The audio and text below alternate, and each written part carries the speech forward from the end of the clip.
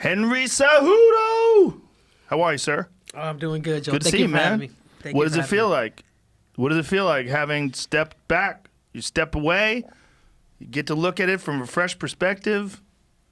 What does this feel like? It feels good, man. It feels, I think the biggest thing with me, Joe, is there's satisfaction in my life. You know what I'm saying? I've done so much in the sport, and I can compare myself a little bit to Daniel. You know, if Daniel would have beat Stipe Miocic and he would have retired on top, like you could almost say retired as a 2-division world champ.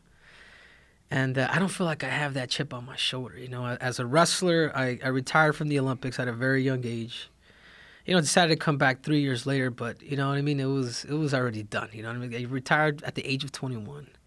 And then now at the age of 33, I'm truly calling it quits unless there's a couple fights that if I do come back. I like that word, unless. I like that word. Yeah, and as you know, and a little bit, it's before it was about the money a little bit with the UFC, and obviously, you know, everybody does have a price, but I think there's a fight that I would really like in the UFC, and that would be against Alexander Volkanovski. Really? Yeah, if 45. At 45, if they were to give me an opportunity to go up and obviously be compensated, then that would be a fight that would really wake me up in the morning. Be like, hey man, this is a challenge. This is a whole new mountain. You know, a chance to be a 3-division world champion. A chance to be a 3-division world champion. As you know, a lot of people have counted me out against Demetrius, against TJ, against Marlon. Maybe it was you too, Joe. No. And I think that's what I love about it. You can't find any evidence of me counting you out, sir. Never. So I love that. I love challenges. Since I was a kid, I knew I was different. I knew I was special. And these are the things. What is it that you knew? Like what separates you? Oh my God, I think it's a couple things. If I was to explain it to you, like what's made me successful, and I've seen it. You know, being at the Olympic Training Center as a high school kid and living out there for 4 years, and that's actually where I met Daniel. You know, I was a 16-year-old kid when I first met these guys, and I was able to analyze a lot of the greats, like Stephen Abbas, Daniel Cormier, a lot of the Olympic team. And what I've learned now that at the age of 33, I learned that there's been two things that have separated me from the rest of the pack. It's two things, what I call heart and ability. And I was actually able to tell this story to Chatri, you know, the founder and CEO of ONE FC.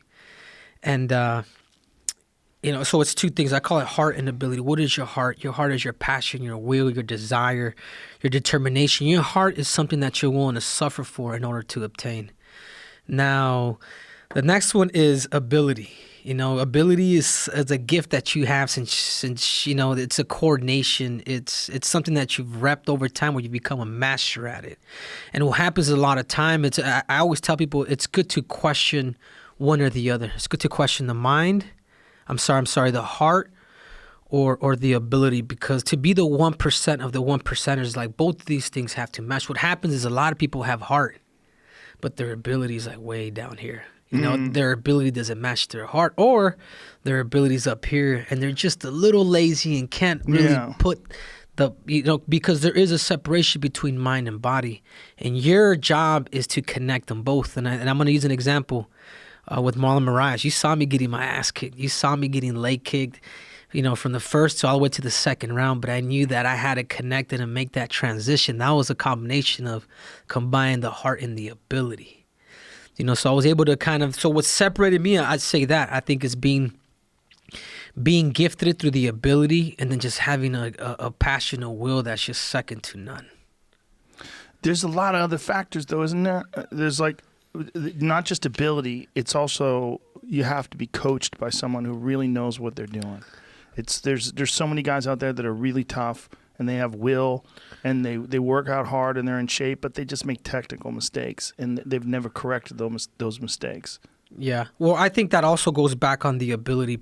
I would put that into the ability portion. The reason why is because you got to put yourself in the right situations. Like, I didn't start winning until I let go of my coaches.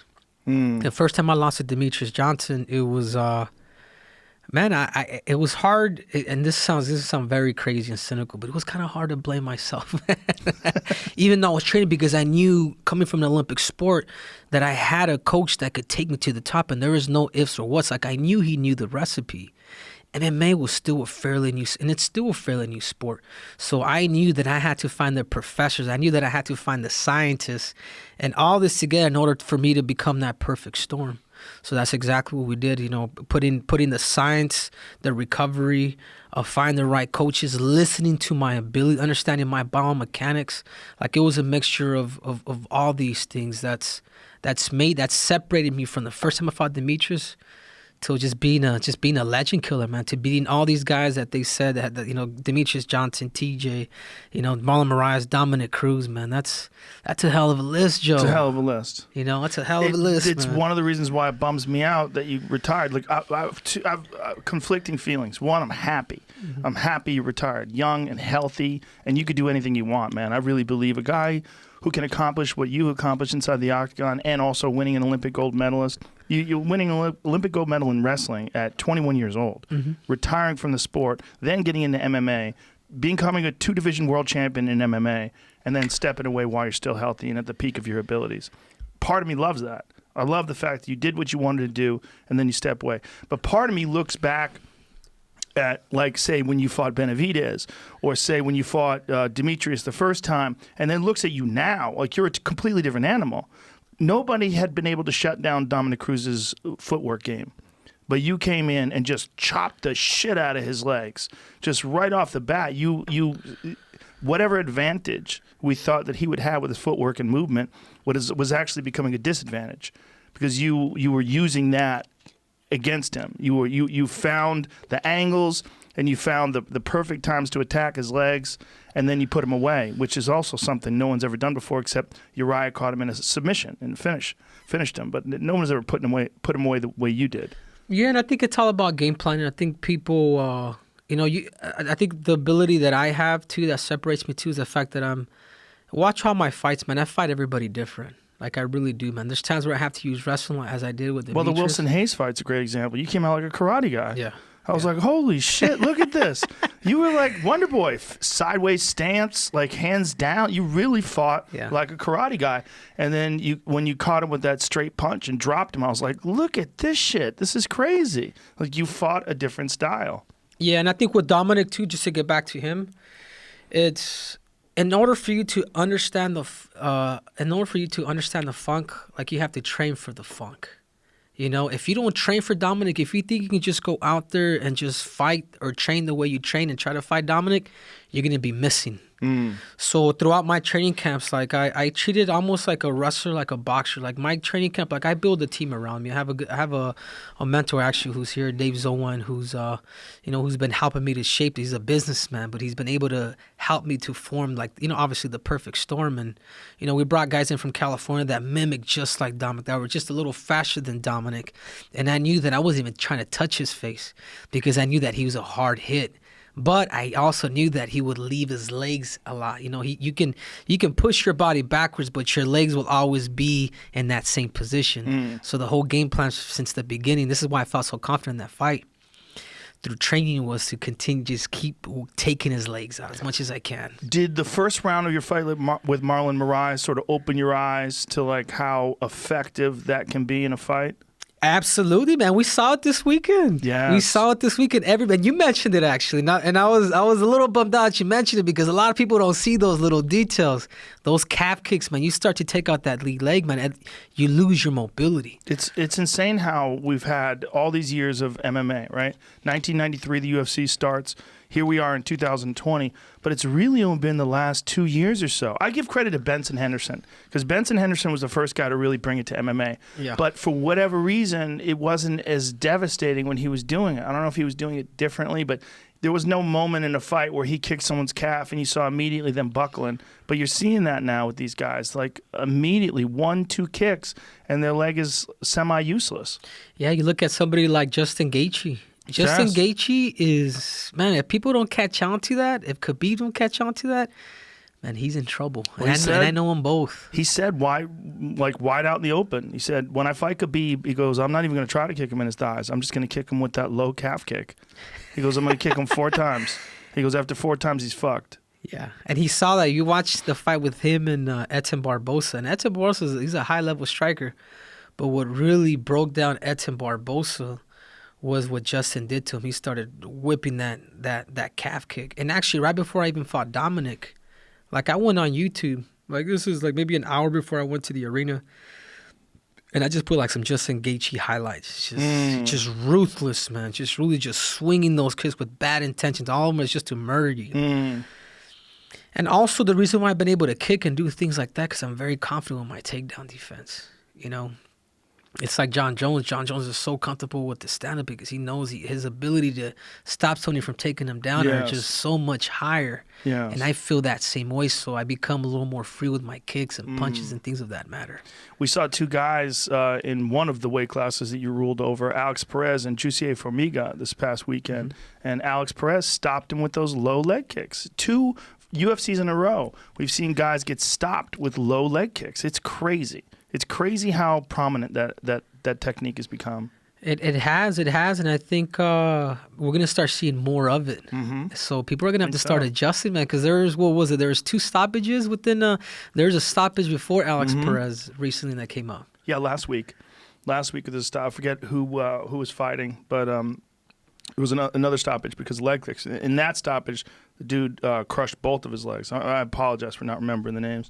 I'm overrun. I didn't call that fight either. Yeah. If I called it, I'd probably remember it. Yeah. But the low leg kick is just a gigantic factor. When you were fighting Marlon Moraes, I mean, it seemed like he was a bit of a step ahead of you in the first round. But you made some serious adjustments in between. It was like 2 different fights. It was like the first round was like, damn, this is not going well for Henry. And then going into the second round, like, damn, this is not going well for Marlon. Like it was a totally different fight. It's like you figured the adjustment out, figured out what you needed to do. You stepped in further. You were closer, and you started attacking. Yeah, and I think a lot of that too, Joe. And if I was, I know when to fight and when to compete. And when Marlon, because first I went into with the sprained ankle. This is why I had my ankle tape. And actually, Marlon's team had heard me scream on Tuesday night when all this happened, so they knew I was somewhat injured. So I think their game plan. When did you scream? I twisted my ankle between the UFC mats, like, you know, that had some cheap tape, and then between the mats when I stepped in, like I rolled my ankle like bad. I have pictures of it. It's like black. I've seen it. Black and blue, but I still wanted to fight. So, you know, I went in there hurt or whatnot, but I knew that first round, and you mentioned it too during the fight. You says, I think this might be a survival round for Henry, and it absolutely was. So I knew when to fight and when to compete, but I also knew that Marlon Moraes was throwing so much power, and I've gone against some of the best in the world. There's like, dude, there's no way he's gonna be able to maintain all that power for 5 rounds, and I don't think this kid has any idea as a wrestler, because he's never wrestled before, how much pain a guy like me can endure. So he can say he was tired. He can say that something happened, but in reality, it's a mixture of 2 things. He blew his wad, and this guy here could, which is me, could take a lot of pain. I was with Mike not too long ago, and I asked him, I was like, hey Mike, this is Mike Tyson. I'm like, how would you describe Muhammad Ali, man? What was the difference between him and everybody else?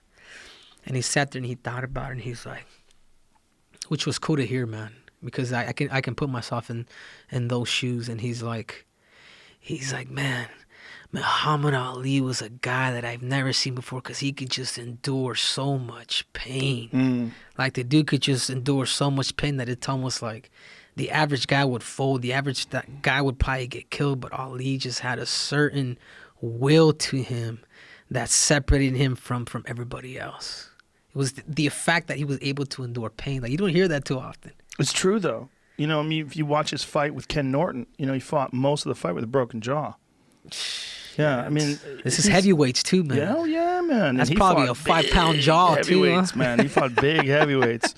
I mean, George Foreman in his prime, Joe Frazier when Joe Frazier was in his prime. Same example. George Foreman blew his wad. Yep. He had no idea how much pain Ali could endure. Yep. And how much movement Ali had going for him. Right. Ali was so slick. You know, there's a famous video of Ali with his hands on the ropes, and George is just winging punches at him, and Ali is using the ropes. He's holding on to the ropes and using the ropes And he's not even putting his hands up at all. And the most murderous puncher up to that time since Sonny Liston in the history of the heavyweight division. You got like Joe Frazier was a power puncher. Joe Louis was a sniper. He was an excellent power puncher. But George Foreman would lift people in the air. Yeah. He would hit people. Like, you ever see his first knockout with Joe Frazier? Yeah, he had knocked him on. Then he fought Ali right after he beat Frazier. Yeah. When he fought Frazier, he literally lifted him in the air with a punch. That's how hard Joe Frazier would hit. And Ali, no hands up. Just holding onto the ropes, doing this shit. Sitting in front of him, leaning back, doing this shit. Crazy. Yeah, but imagine how many of those punches, even though he didn't get hit in the face, imagine how many of those punches George Foreman was throwing at him, and then Ali was just laughing and talking to him. It's a certain mind power, man. It's a mind fuck. That you cannot, you just cannot replicate, man. Like, that's got to be in you. Right. Or you have to have developed it over time and have complete confidence in it. You know, I think you can build mental toughness. I really do. I think but I think you have to be very conscious about it. I think it has to be done over time. Some people build mental toughness because of their environment or because of how they grew up or some of the bad things they've faced in their life. And some people build mental toughness out of a decision. They make a decision to be mentally tough, and then they cultivate that. They work on that. I think it's a mixture of both. And this is why sometimes I respect more of like the upper middle class when they become champions, especially in a rough sport like wrestling or MMA, is because I feel like minorities or people that have gone through adversity, it's like, man, we have an advantage because it's through the nurture side of things, how you were raised, man. Like I'm one of 7 kids, Joe. I was raised by a single mother, and you know, I was the youngest, man, so I was a kid that was picked on. You know, I was picked on by... I was like, it's different when you're the smallest in an immigrant family, you know? It's like, dude, you're the last one to eat. You're going to get beat up pretty much the majority of your childhood until you start getting to that age where you could kind of fight back. So a lot of it, I guess, you owe through the nature and nurture, obviously genetics, your mother and father, but also through the nature side of it, how you were raised, man. How tough are you? Like me as a kid growing up, like I remember as a family, man, like hot summer days would come around, like we didn't eat, man. Like going to school was a place for us to, like, at least I could say, my family, they don't talk about that stuff so much. They're a little more private, but for me it was like, dude, I get a chance to eat lunch and breakfast. Well, that was a big problem with this COVID shit, where they shut schools down, and a lot of kids are in that same position where that was their opportunity to eat. And some people were just not aware of that's where a lot of people got their food, was at school. Right. And I was one of those kids. So if there's any of those kids or any of those guys that are adults now, it's like, hey, man, be happy for that. Because I tell you, what's made me has been adversity, man. Is understanding that grind, that grit, man, that of being angry and things like that. And if you're able to challenge that into something constructive, I mean, Joe, I'm a living example, man. You are. Like, look at that flag behind you. I represented that flag. You did. You know. And ironically, you know, my mom came to this country, you know, maybe not the most political way, but she came to this country to live the American dream. And her American dream was just to make sure her kids... Well, it's a timing thing, you know, because my grandparents came over here too, but they came over here when it was easy. You just came over and you just signed some shit and you were in. Yeah. You know, in the early 1900s, it's just... Look, if that's how it was today... You wouldn't have the kind of illegal immigration you have today. This country was founded on people coming over here because it was easy. It was a better place to live. You have a better life for your family. But there was no hoops to jump through. My grandparents just arrived. They just came here and moved in. I mean, they didn't have to take any like serious tests or do any crazy shit. They just came in. You know, they didn't have to prove that they had some special skills. Like now, it's very difficult for people to come over here and to get citizenship. No, it is. And I do believe, even as an immigrant, that there is a pathway, you know, to citizenship, because you're right, times do change and you have to adjust to whatever political power is going on right now. I just happen to be fortunate that my mom did it. Yeah, your mom did it, yeah. I said, she crossed. I'm here now. I think guys like you are amazing sources of inspiration for other people that are struggling. And this is crazy, Joe, so I'm going to mention something to you. It's like my mom, both of my parents came here illegally. I'll just say it, man. You guys forgive me. Don't tell Trump. But my mom was granted her citizenship. So when I won the Olympics, my mom wasn't able to attend the 2000 Olympics due to her citizenship status. So then 3 years later after that, she was awarded her citizenship. But at the age of 20, so, I stand on both fences, man. Like my dad, he was, my father, which I was just raised by my mother. He committed crimes in and out. He was in and out of jail here in California. He was actually deported. So I was a 5-year-old kid. My dad was deported, never came back to America. So I understand both sides, man. Like, and I hate to say this, but it's true. It's my dad came here as a foreigner, as an illegal, and he decided to break the law, man. And rightfully so, man. He should go back to his native country. My mother came here, illegally, paid her fine, paid her taxes and whatnot, and then she was granted her citizenship in 2011, man. So I've been able to speak on this on behalf of Congress and kind of share my story to the world, man, because, man, it's almost like I become neutral. You break the law, you go, man. You obey the law after a certain amount of time, man. Maybe you might get granted as an American. Yeah. It's a very frustrating thing for people who do want to have a better life for their family. They realize how difficult it is to come here. I fully understand illegal immigration. I fully understand wanting to keep out people that are criminals and people that are murderers and people that are in the drug trade. But if I was a person who was struggling to feed my family in South America or in Mexico or wherever, and I found out that I could sneak in and that I could do better, I would sneak in. Yeah. I would do it, 100%. And anybody says they wouldn't, you're lying. Yeah. You're lying. If you found out there was a place across the border where you could make 5 times as much and you could send money back and all you had to do is grind, this place where literally anybody can go from being completely impoverished to being on top of the world, to being a millionaire. This is the place. I think the best example, man, I hate to use the example because he's burned a lot of people, is Don King. Well, Don King is maybe not the best example because he was born in America, first of all, and he's a murderer twice over. He's an example of a different time. And, you talk to guys like Mike Tyson, he'll tell you that guy played me and fucked me over. Right. Yeah, you're probably He's a right. criminal. Maybe Don King. But what I'm saying is he's been able to come out of, he obviously was a murderer, but he was able to somewhat make it in the sport that he desired to be at that time. I'm not, obviously, I think we all know he's a crook. But, man, it lets you know what America's able to do, man. Doesn't matter what you've done in life. You really do get not only a second, a third, but a fourth and 1,000 opportunities. He's from a different era. I feel like if the internet was around, well, who knows? Maybe he'd be president today. Look at our president, man. This is why, dude,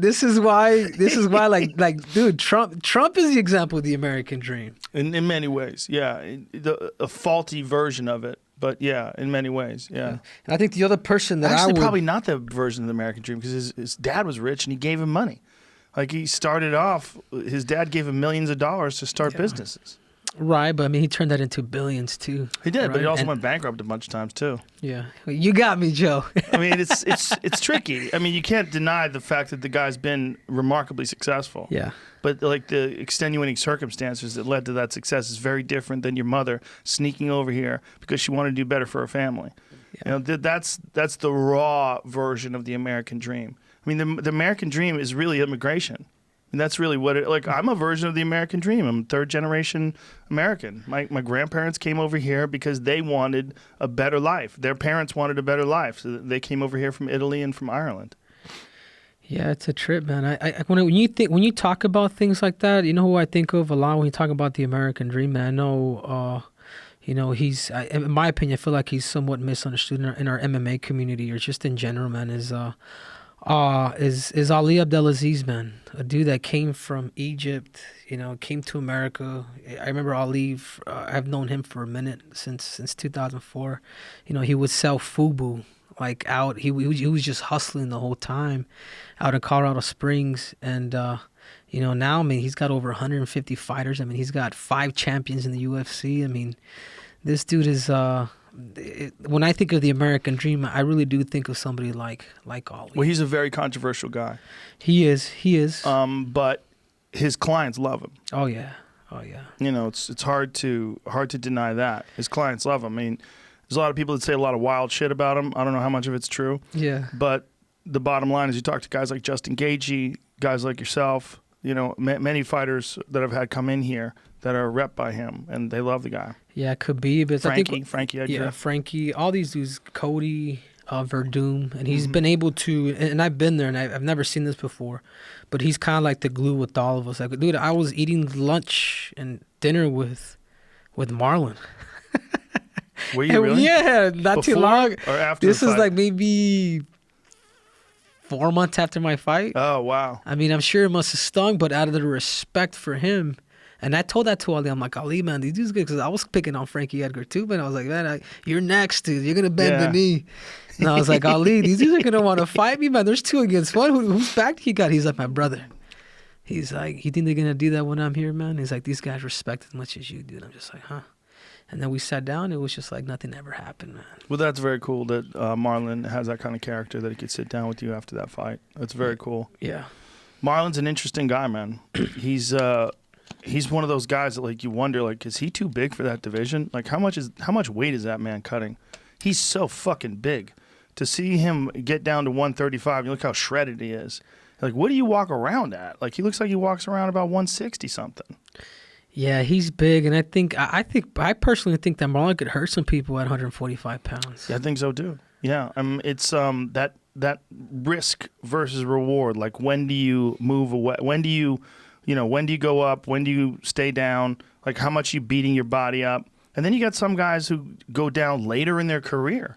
You know, like Barbosa's a good example. Barbosa in his last fight, I thought he got robbed. I thought he won that decision. And he got down to 145. That's not always the answer, Joe. Look, I mean, look at me. I was at 125 pounds, and could I still make it? Yeah, I could still make it.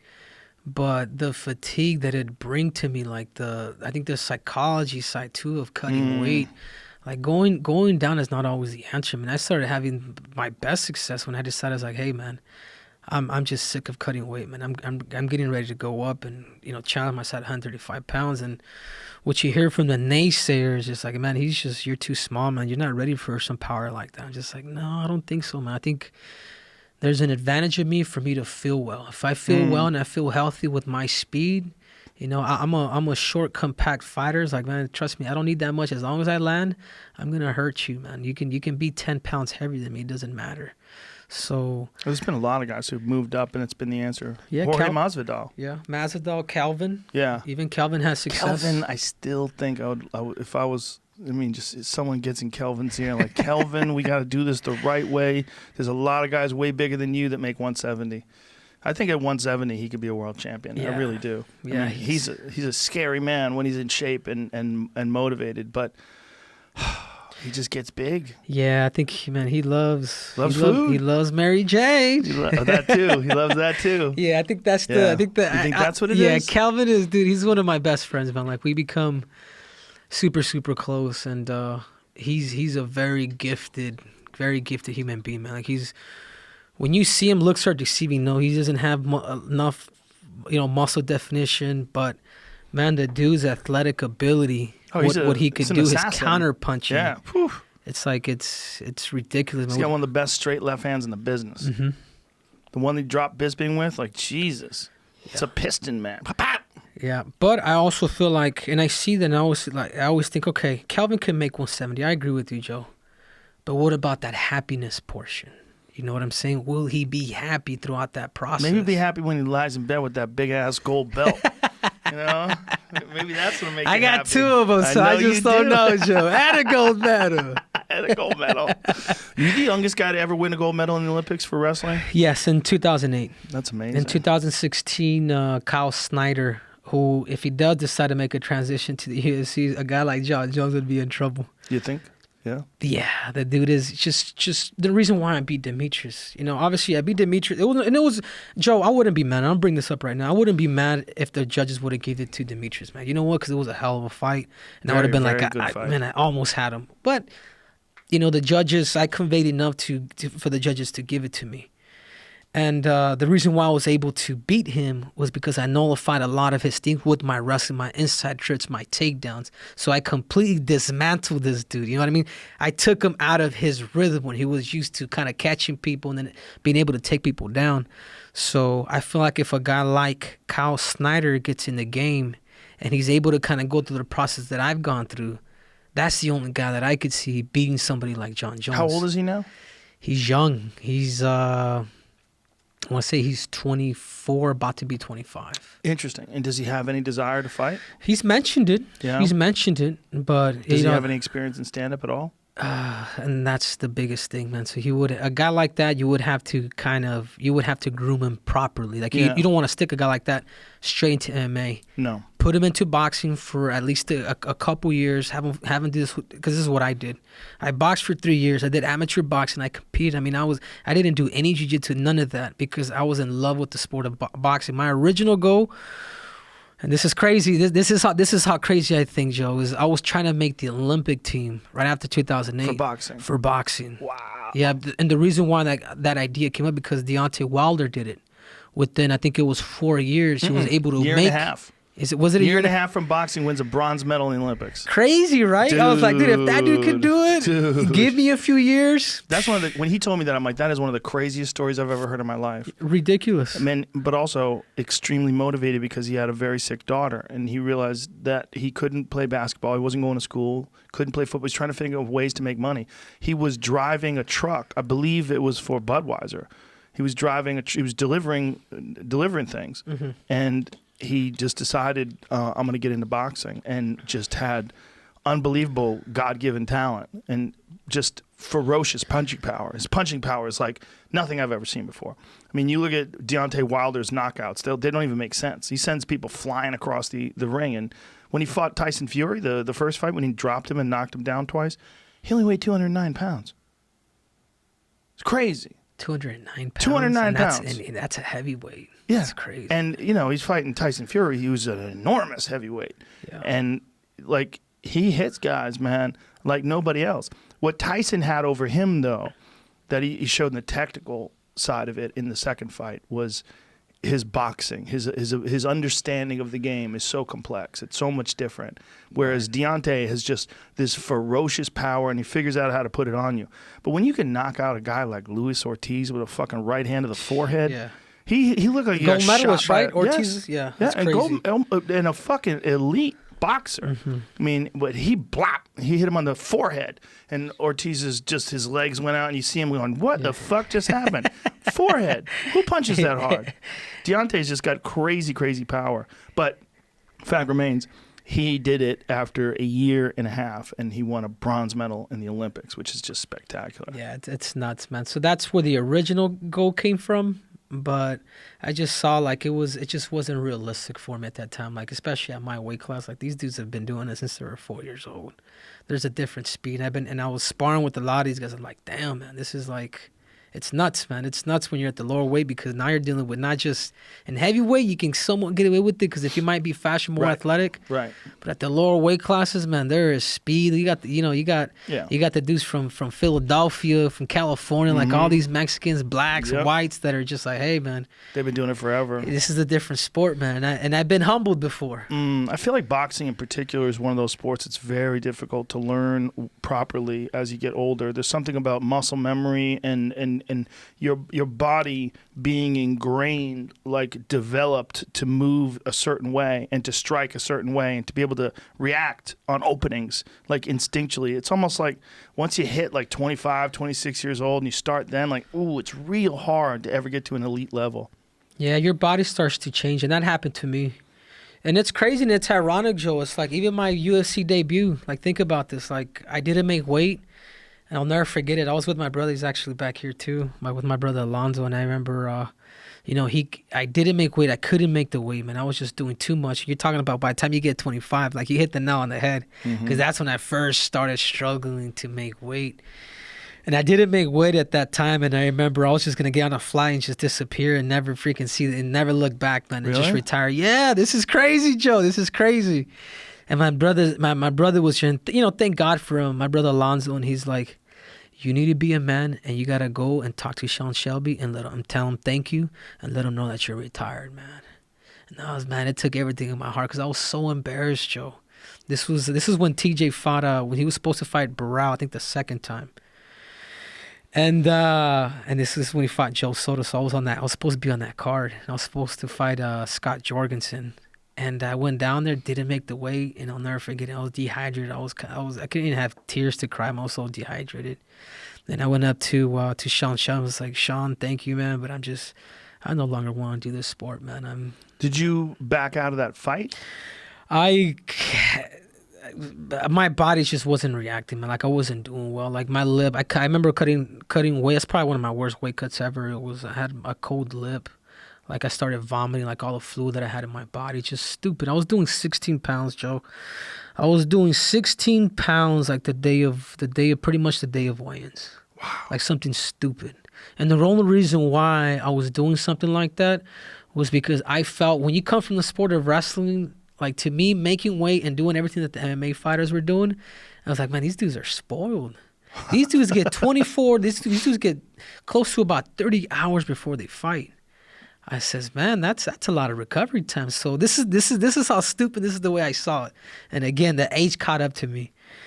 I would do the 16 pounds. I would murder myself. I would really hurt myself, make the weight, and then balloon back up. But there came a point by the time I turned 25, 26, that my body just started to shut down on me. And I just wasn't doing it right. And that finally kicked me in the ass. So imagine that. UFC debut, and I told Sean Shelby, dude, I'm done. I ain't never fighting again. But let me ask you this. So was your thought process that because of the fact that these MMA guys get more time to recover, it's not like they have to weigh in the day of the wrestling match. They're weighing in the day before the fight in the daytime. They don't have to fight. And then eventually became in the morning, right? So you have even more time. And then they didn't have to fight until the next day at night. So you were like, I'm going to be heavier. I'm going to come in bigger with a bigger advantage. Yeah. Is that the idea? Yeah, I think so. And now looking at it now, it's just it's dumb, dude. It's like it's better to feel good than to feel bigger. Being bigger Marlon was bigger than me. Yeah. You know, a lot of these dudes were bigger than me, but Dominic was bigger than you. Dominic too. Yeah. Even TJ. Even TJ, when we did make flyweight, somehow I was 146. So imagine that. I made 125 pounds, 124 pounds. TJ made the weight, right? Did he make the weight? Yeah, he made the weight. And he was 24 too. I ballooned up to 146 pounds. TJ ballooned up to 150 pounds. Dude, he looked worse cutting weight. He looked worse showing up for the weigh-ins than I've ever seen anybody. Since Travis Lutter. When Travis Lutter missed weight against Anderson Silva. I'll never forget this because I saw him when he missed the weight. And then I saw him. I was backstage while he was trying to continue to cut because they gave him time to make weight. And he couldn't lift his legs up to walk to the scale. He was shuffling towards the scale. His lips were all cracked. Yeah. They're all sucked in. His face was sucked in. He was literally on death's door. Like you could see it. If that guy was like released from a prison, like an overseas prison, I'd be like, oh my God, they were torturing him. Yeah. He's about to die. Like I'd never seen a guy look so bad. He looked so fucking bad. And people forgot about Travis Lutter. Travis Lutter was a beast, man. He had some of the best jiu-jitsu that anybody had ever seen in the octagon up to that point. Everybody he fought, he submitted. He was so fucking good. But for whatever reason, when he had that big fight with Anderson Silva, he just couldn't keep it together. And I believe he had Anderson Silva down at one point in time in that fight too. Then Anderson Silva caught him in a triangle and elbowed him off of his back. And I believe that's how the fight got stopped. But Travis was the worst I've ever seen, like for someone just about to make weight, someone struggling to make weight. Yeah, but even you think about guys like that, guys that could have potentially become a world champion. You know what I mean? So what happens when somebody loses, man? What are the stages, the emotions when somebody loses? You know what I'm saying? It's like there's a recovery process off of when people lose, and you know I hate to say this, but I'll bring up Marlon Moraes again. because I feel like I gave the blueprint. If you watch me fight him, then you watch Aldo fight him. It's these guys, when they lose, they go through a certain psychology thing, and you can see them. And as a fighter, every time I do fight, I always look at their demeanor. I always pay attention to their demeanor, from the first round to the second round to the third, as far as it goes. And I've noticed that Marlon's demeanor was changing. I noticed that in my fights, when people's demeanor changes, like that's a breaking point that the mind has.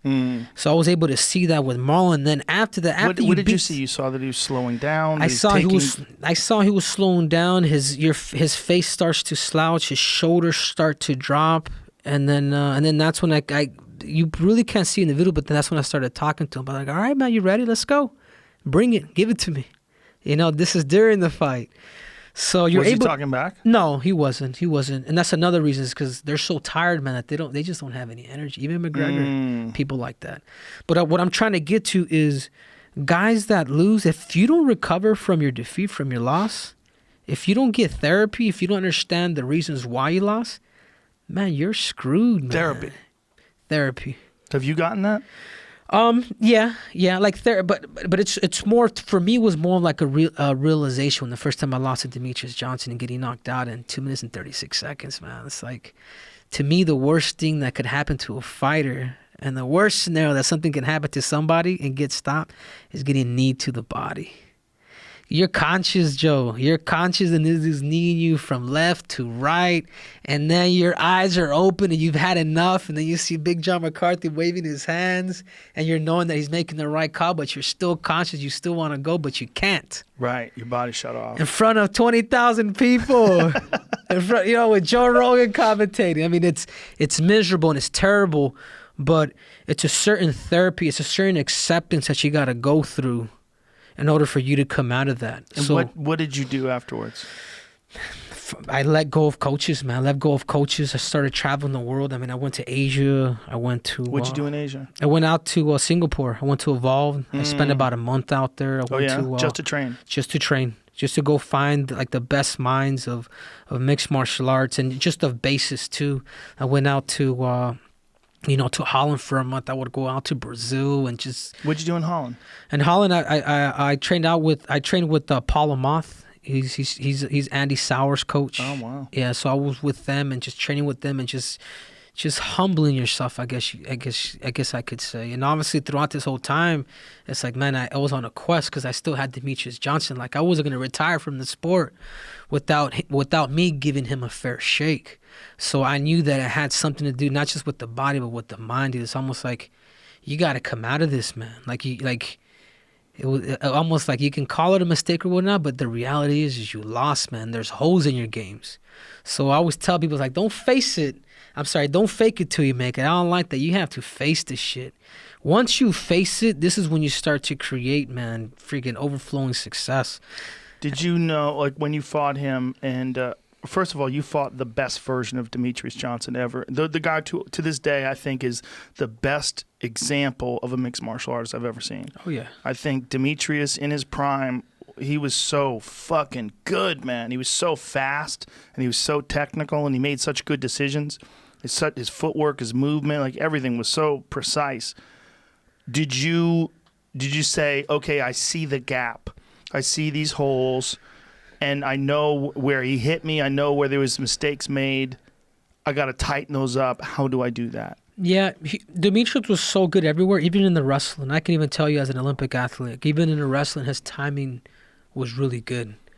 So I don't even think it was so much Demetrius Johnson. Like, obviously, it was a distance game, but it comes down to, like, such, when you fight a guy like that, it comes down to such the minor details, man.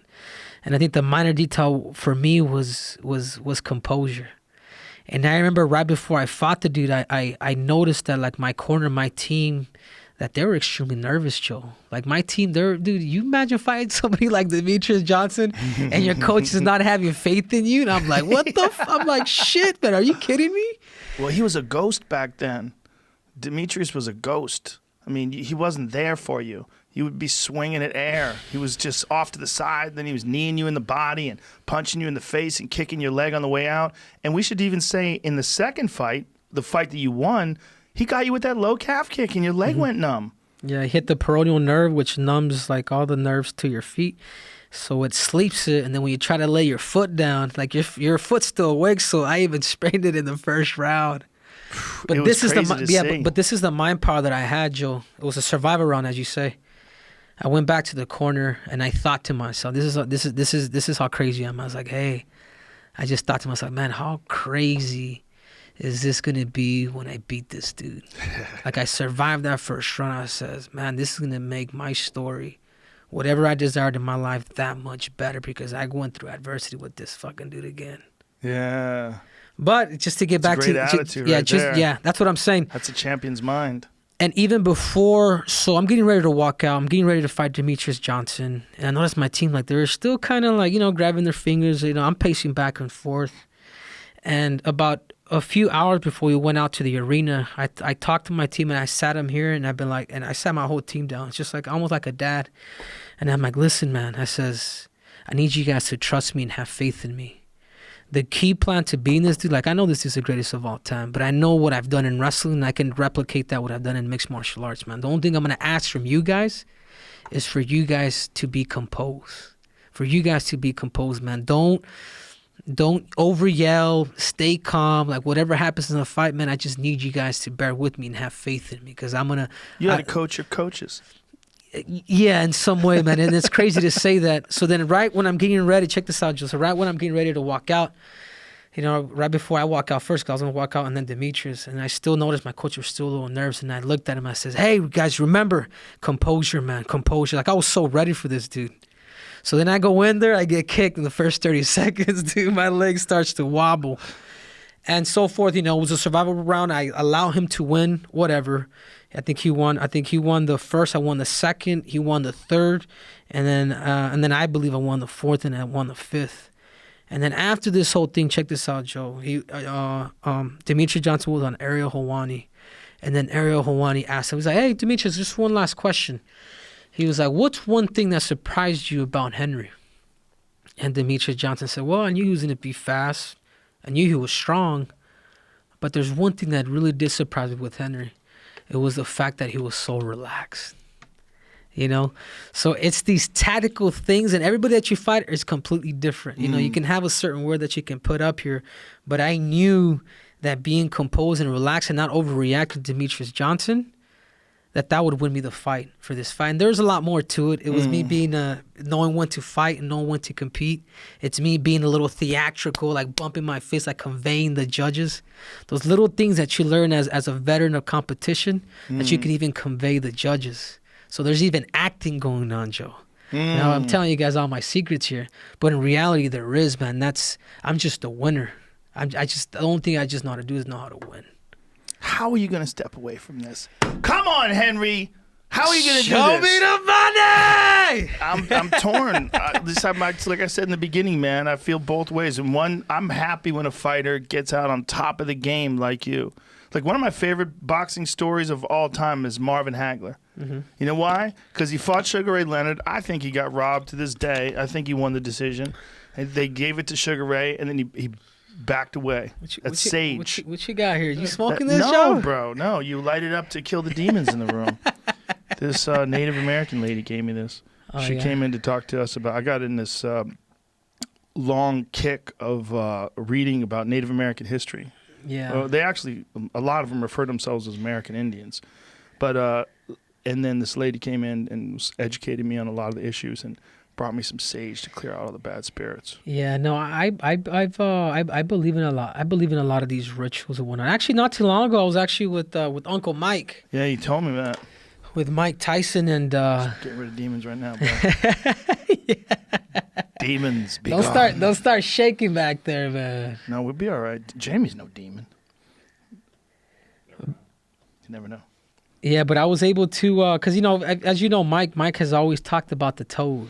Yes. And I believe you've done the toad too. Yeah, what the toad is, what you're referring to, is 5-methoxy-dimethyltryptamine that's excreted by the toad's skin.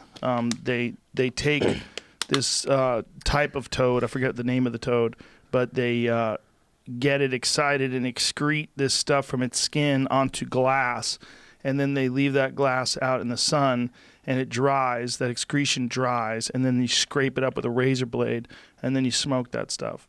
Or you could just get a synthetic version of it. Colorado river toad. That's what it is. Sonoran desert toad. Yeah, it's Sonoran. Yeah. And you can find the center of the universe through the excretions of this toad's body. Oh, my God. It's a trip, It's crazy. Joe. It's a trip. So, Have anyways. you done anything before this? Before you did this, have you any experiences with psychedelics? Yeah, I've done I've done mushrooms, and obviously I smoke, which I don't know where all the Weed? Mary Jane is, but It's right here, bro. You want some? Come on, you're retired. yeah, why not, man? Come on, Jeff Nowitzki. Leave him alone. Nowitzki actually wanted everybody to be able to. He's one of the first guys to say it's nonsense. It's not a performance enhancer. Although with Nick Diaz, I think it might be. Yeah. I think with Nick Diaz, it might actually be a performance enhancer.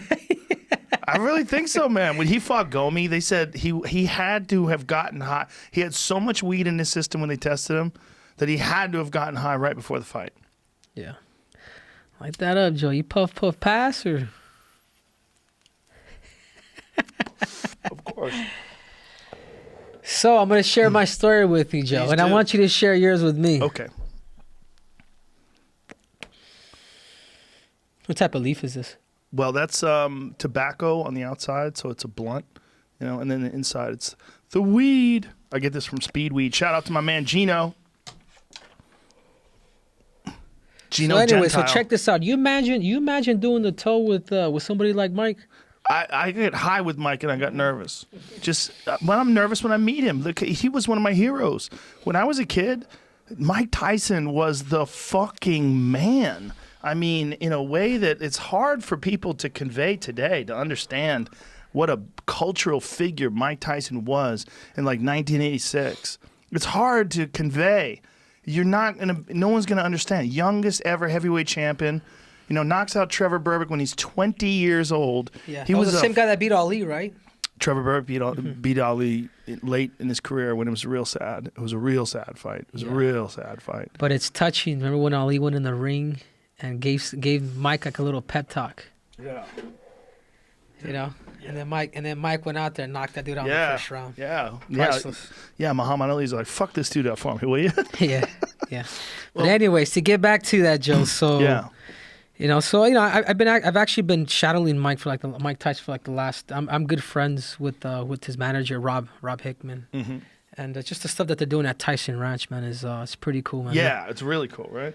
Yeah, they're bringing medicine to the world. So Mike, I've been on this podcast. He's always talked about the toad. I was like, all right, so I became good friends with. I call him Uncle Mike, man, because he's just, he scolds me a lot. Every time he sees me, he's always, he'll compliment me, but then he'll scold me at the same time. So he always talked about the toad. I'm just like, well, let's do it then, Mike. Let's do it, Uncle Mike. So he was like, man, dude, you sure you want? I'm like, yeah, man, you've been talking about it for a minute. So, so we go on this, they have this whole real nice settlement with rituals or whatnot. And we go out to Antigua, which is an island off the Caribbean. We have I forget what they're called, the person that... Shaman? Yeah, shaman, I'm sorry. And he's out there, and Mike goes first. So imagine this: Mike Tyson does it. Mike Tyson's he's doing it. He's going a bit crazy, man. Because a lot of it, what that does is it brings out a lot of your, as you say, you open up the stage, a lot of your demons, or a lot of things that you probably been holding on to for a minute. Mm-hmm. So I'm seeing Mike over here twist and turn and kind of talk about a lot of. I don't want to share that stuff, but. Talk about a lot of his past, man. And as me, as you said, he's an idol. He's a legend.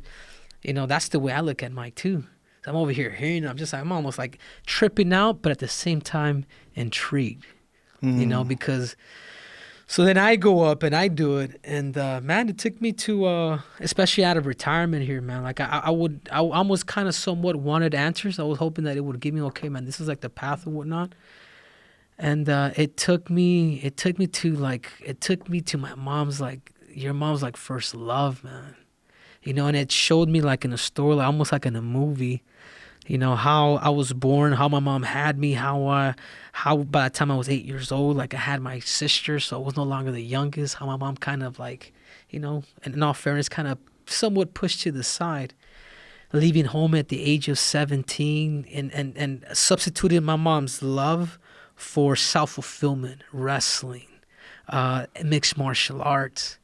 And it brought me back to a little kid when I was maybe 4 or 5, when I would cry to my mom, because I remember as a kid we would go from LA to New Mexico like in Greyhounds, and I remember stopping at McDonald's and things like that. But to me, as a kid, you don't know you're poor. But what that did is that brought me back to the person that created me. That brought me back to my mom's love, man. So it resurrected something in me. And I was crying. I was asking for like forgiveness. I was speaking in Spanish. Mom, perdóname. Like, Mom, forgive me. Wow.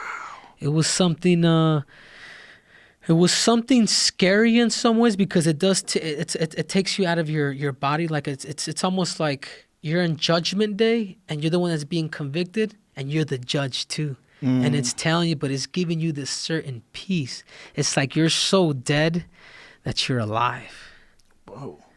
It's a trip, Joe. I don't know which ones you had, but this is what I can share and what I can experience. Like it was cool, man, because I was able to do it with special people. I did it with Kelvin. Like we all did. Like it was already formally planned. I know my brother back there, my mentor, probably pissed at me because they look out for me a lot. But man, it was something that, as an adult, you have the rights to make these decisions and share if it's good. And I felt like the Toad was probably one of the best things that's happened to me. Like, honestly, because it makes you realize and reflect on what truly matters. I think there's a fear of it just because it's illegal. I really think that's it. And it should be respected. It's very dangerous in that sense that it could not that it could do harm to you physically if it's the real deal. It's not going to do harm to you physically. Your body has it in it. Your body knows what to do with it. It's one of the reasons why it's such a quick trip. Your body knows how to bring that stuff back to baseline very quickly. That's why it's only like a 15-minute trip. Yeah. But it's not bad for you all the time. I think it's like it's a really powerful thing that's it's got to be respected. It could fuck you up if you're not ready. If you have some distorted versions of the world that you're operating under. For me, one of the things that made me feel like right away, one of the first things was realizing how much of like the way I talk about things is like calculated. I was trying to figure out, like, I would say things in a way that I wanted people to say, ooh, he phrased that cool. Like I would try hard to impress people with the way I was saying things. And I was realizing that as I was trying to describe the trip after it was over. I was like, that's interesting. Like, so that probably leads to a disconnect between me and someone who's listening, because it's not 100% what's going on in my head. It's at least a little bit showmanship and bullshit. And it made me realize it in that moment. Like, and I think it probably made me a better everything. Probably made me a better comedian. Probably made me a better podcaster. Also, it's been a minute. When did you do this for the first time? The first time I did it was early 2000s. Oh, so I guess we're looking at like 2002-ish, somewhere around then. Yeah. That was like the first time I did it. Last time I did it was about 2 years ago. But the last time I did it, I did the other kind, the NN dimethyltryptamine. Actually, maybe a little less than 2 years ago. It was NN dimethyltryptamine, which is, that's the different version. That's the version of it that's in ayahuasca. That's the version of it. There's a bunch of different snuffs and different ways that people try to get that stuff into their system. But smoking it is the quickest. Smoking it gets you vaporize it, and it gets you right to the center of the universe immediately. And all those things, I think, man, one of the cool things about life, like what you're talking about in your journey as a man, your journey as a champion, your journey to become better and to show what you're capable of. All of this is because no one gets it right. You don't just get it right.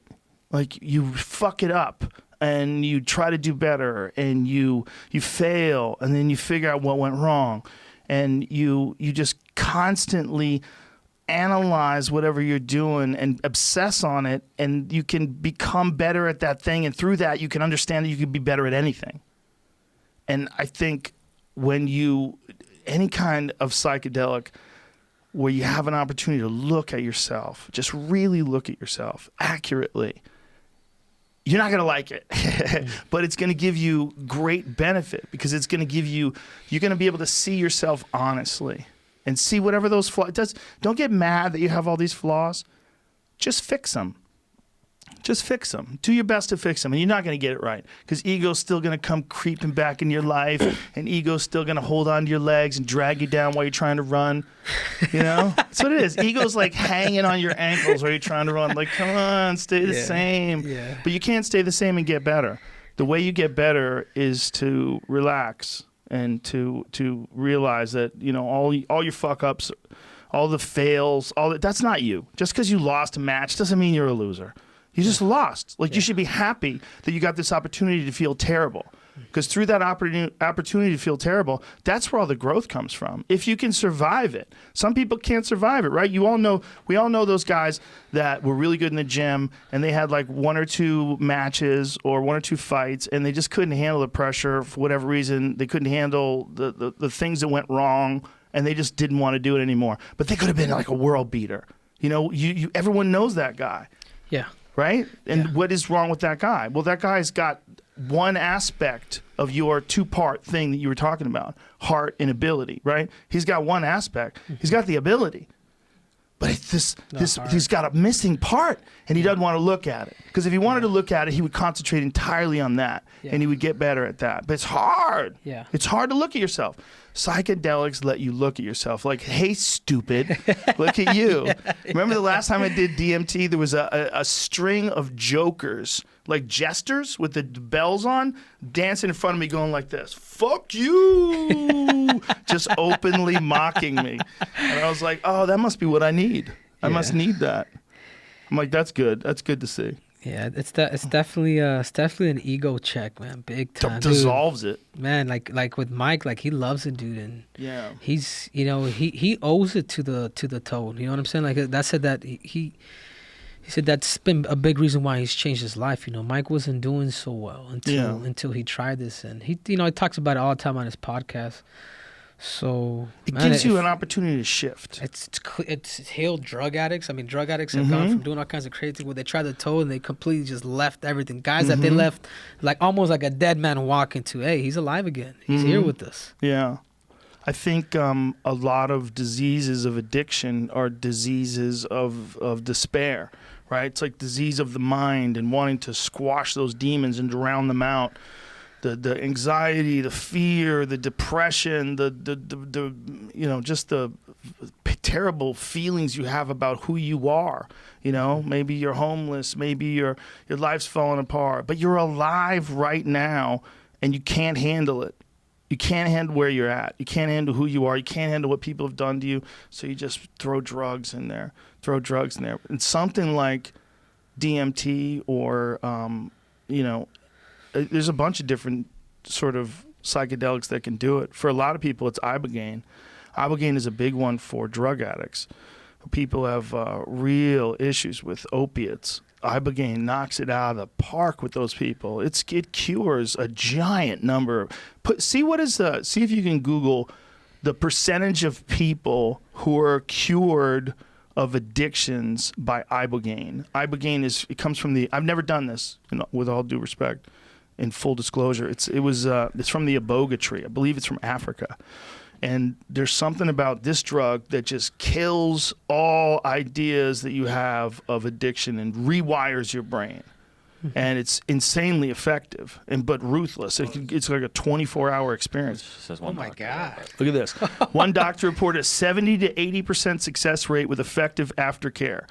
He added that when people recovering from meth addiction took ibogaine but returned to the same environment where they'd originally abused meth, there was a 90% relapse rate. That's not good. So that's terrible. So you have to do it and then get out. Or maybe it's meth. Maybe meth's just like super hard to kick. What's the hardest one to kick? Yeah. I've never fucked with. There's no. Eddie Bravo and I were talking about this once. We were both saying this. Like, there's no meth advocates. Like, people are telling you should take weed. Like, bro, weed will calm you down. Weed will make you more friendly. There's weed evangelists. There's no like meth guys. Yeah. You know what I'm saying? Oh, that's funny. In Ozark, that comes up at the end. She's like, I want to start those treatment centers. Yes. At the same time. Yeah. Don't spoil alert it. I was trying to figure out how to say Yeah, you did a good job. Yeah, that didn't give away too much enough. But goddamn, it's there's something about having any sort of a psychedelic experience, and it just makes you realize how badly you're fucking up. And for some people, that's enough. Like, the whole reason why they would do a psychedelic if they were addicted also is because they realized they were fucking up and they're looking for some way to change. You know, those good feelings that you have, man, like when you beat Dominic Cruz and you raised your hands at the end of that fight and you knew it was going to be over. You knew it was going to be over. You knew you're going to go down in history no matter what. Even if you step away right now. I know you say the greatest, but I'm just in the fairness of experts. In combat. You are combat sports. one of the greatest of all time, for sure. Olympic gold medalist, 2-division world champion. That's unheard of. And you're doing it all in this super technical division. Both of them, 25 and 35, super technical divisions. Everybody's a wizard. And then we saw that this weekend, man. Holy shit. What a weekend for the bantamweight division, right? Yeah, it's exciting, man. There's a lot of good people out there. The resurrection too of Cody. Dude, Cody looked so good. He didn't just look so good, he looked so fucking fast. So fast and technical. I mean, it was super impressive. But so was Aljamain Sterling. Yeah. Aljamain choking out Sandhagen like that and being able to do it in under 2 minutes, that's crazy. Yeah, that is, man. That's crazy. And especially the guy who he beat and how he beat it. Dude. Sandhagen, Sandhagen's a beast. Yeah, he's the real deal, man. And that was the fight that I was thinking on the card was going to be the most difficult to call. Yeah. I was like, who's going to win that one? I don't know. Because they're both so good. And Sandhagen's just surging. But Aljo just shut it all down, man. The way he did it, just so intense, right? Like he had hit some new level. You know how sometimes a fighter will just hit a new level. Mm-hmm. Mm-hmm. Now, when you think about him, it's probably hard for you because that's your division. Yeah, but again, his wrestling, I break people down, like even through their mentality. I study the fighters I'm going to study. I study their mental game too and how they do interviews. And I'll give you 2 examples. And I feel like Aljamain Sterling is almost the same thing as Demetrius Johnson, just in the concept of my wrestling. Just because of my wrestling, I feel extremely confident with my hands, and I know he can't take me down. I know he won't take me down. So I know there's a game pack set in place where I can be a little more offensive with somebody like Aljamain Sterling. And obviously, let's talk about Sean O'Malley. I just want to break these dudes down real quick. Okay. Even somebody like him, listen to his interviews, and you study these guys and you see where their mindset is and where their holes are going to be. It's like they had asked him, who do you want to? They asked Sean O'Malley, who do you want to fight next? And he's like, I just want to fight. I just want to fight the best strikers. Like, he never mentioned about, I'll take anybody out. I'll take anybody in the top 10 or 15 or whatever. Because in my opinion, he hasn't really beat somebody that's like, okay, man, you're the real deal. Even though he did beat Weiland and he was a contender, but it's been a long time. And he's a young kid that's learning the sport while we're watching him on the UFC. That's what's crazy about him. I mean, you go back to Dana White's Contender show, and he was looser, wilder, fun to watch, but not nearly as sharp. Now he's on a completely different level. Knocking out Wineland like that, faking the uppercut, and then just following over the top with a straight right hand and catching him slipping. I mean, that was fantastic. But that's the point that I'm trying to get to is it's a striking game for him right now. Mm-hmm. You know what I'm saying? Yes. Like, dude, there is a whole nother aspect, and that's called wrestling and jiu-jitsu. And from what I've heard, he has developed pretty good jiu-jitsu, but there's that other art that I want to see when you really get tested and you're taking it to deep waters. Then I'll see your real colors. Then I'll be like, okay, man, you are ready to take on anybody in the top 5. I'm going to give you a good example of that. Yair Rodriguez, when he fought Frankie Edgar. That was a good example of that. Frankie Edgar was just, that wrestling was too strong. That ground and pound was too strong. He couldn't keep him off him. He just couldn't do anything about it. Mm-hmm. And that was a great example of that because Yair was this super flashy kicker. I mean, Yair, to me, has some of the best kicks I've ever seen inside the octagon. Wild, flashy shit. Remember when he threw against BJ, he hit him with a 360 roundhouse kick to the face? Do you remember that? Yeah. Bro, that's I was there for crazy shit to pull off in a fight. Yeah. 360 roundhouse kicked him in the face. Yair was a beast, and everybody was like really thinking, he's on a short path to the title. But the big hole was that wrestling. It was exposed by how elite Frankie is. and how nasty Frankie's ground and pound is. It was a major beatdown, you know, and that's one of those fights where you watch a guy and you go, this guy, it's all about styles, because it's all about, you know, whether, you know, if he found someone that played his game, like, oh shit, he's good at that game. But what Frankie did is just completely impose his game, just drag him down and beat him up. And then we don't know what would happen with O'Malley when it comes to that, but I know who he is as a person, and he's working. He's working on everything. That kid he's focused as fuck. He keeps getting better and better and better, like in a trippy way. Like when you saw him come back after 2 years off, you know, 2 years dealing with a bunch of bullshit. I forget what he was suspended for. I don't remember what it was. Was it marijuana? That doesn't make sense. Tainted supplements? Yeah, something in protein or something like that. Yeah. Anyway, I'm interested. I'm interested. It is, and it's making the bantamweight division with guys like that. It's making it exciting, man. Oh, it's so exciting. First of all, we didn't even talk. Well, you got Petr Yan versus Jose Aldo for your title. Does it still feel like yours? I let it go, Joe. I let it go. Honestly, I let it go, man. They can all kill each other. That's how I feel. I'm so happy, dude. I'm so satisfied, Joe. Honestly, you look happy. The point is, like, what a division. Unless you cross me with something here, I don't know what you. No, it's all good, bro. It's all good. I'm really excited about that Jose Aldo, Petr Yan fight. But it's fascinating to me that they decided to give the fight to Aldo, even though Moraes won the decision. That's a real interesting choice, isn't it? Because although I agree with the decision, I agree with Aldo. I think Aldo won that fight. I think it was a really close fight, but I thought Aldo won the fight. But it was close. It was really close. But the fact that the judges gave it to Marlon, and then the UFC's like, nah, player, we're going to have Aldo fight Petr. And part of it is because Aldo is obviously a huge draw and one of the greatest of all time, particularly greatest featherweights of all time. Well, remember, I'm actually gonna change your mind on that. It's really my fault. It's your fault? Yeah, it's my fault that Jose Aldo's fighting for the belt, because that's who I was originally supposed to fight with, Dominic. But this whole COVID thing happened, so Aldo was gonna fight for the title. And then it's like, you can't do that to him. So the UFC, you know, they stuck to their word. They gave him a title that's shot. Interesting. Still, though, or at least I Marlon, think. If Eddie was here, we could debate, man. But that makes sense. That 100% makes sense. That makes sense. Listen, I'm happy for both fights. I'd be happy if Marlon fought Petr Yan for the title, or I'd be happy if Aldo fought him. I'd be happy if Marlon and Aldo fought again. Like, there's great fights in that division. Now that you've stepped down, really, now, the people that I think that should fight for the belt would be Aljamain Sterling and Peter. Or I'm gonna call him Peter, man. I ain't gonna get that off. It was Peter for a while. We were supposed to call him Peter, and then they said no, it's Petr. It's like Fedor. You know, Fedor's real name's not Fedor. It's Fyodor. Yeah. That's so rude. We could have said Fyodor. Yeah, but even somebody like Petr Yan, man, like, how dangerous is he? Really? Yeah, he beat Uriah, but Uriah's been out for a minute. Yeah, you know, besides Uriah, what's another big name that dude has beaten? No, well, clearly he's very good. There's no doubt about it. Whether or not he's at your level, you don't find out until he fights a guy like you, or he fights a guy like Aldo. That's when we find out what's up. Okay. But we know he's really good. You know, the way he beat up Uriah, it's not just that he beat him. He beat him up. And, you know, Uriah's always going to be a tough out. He's a tough guy, man. He's a super skilled, super seasoned guy. Uriah's been around forever. You know, he's fought so many good guys. He knows how to survive.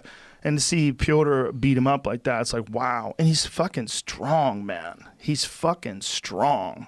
Like, he's got that weirdo Russian strength. Yeah. You know? Yeah, he is dangerous. He's got power. He throws knees. He throws off the clinch. Yep.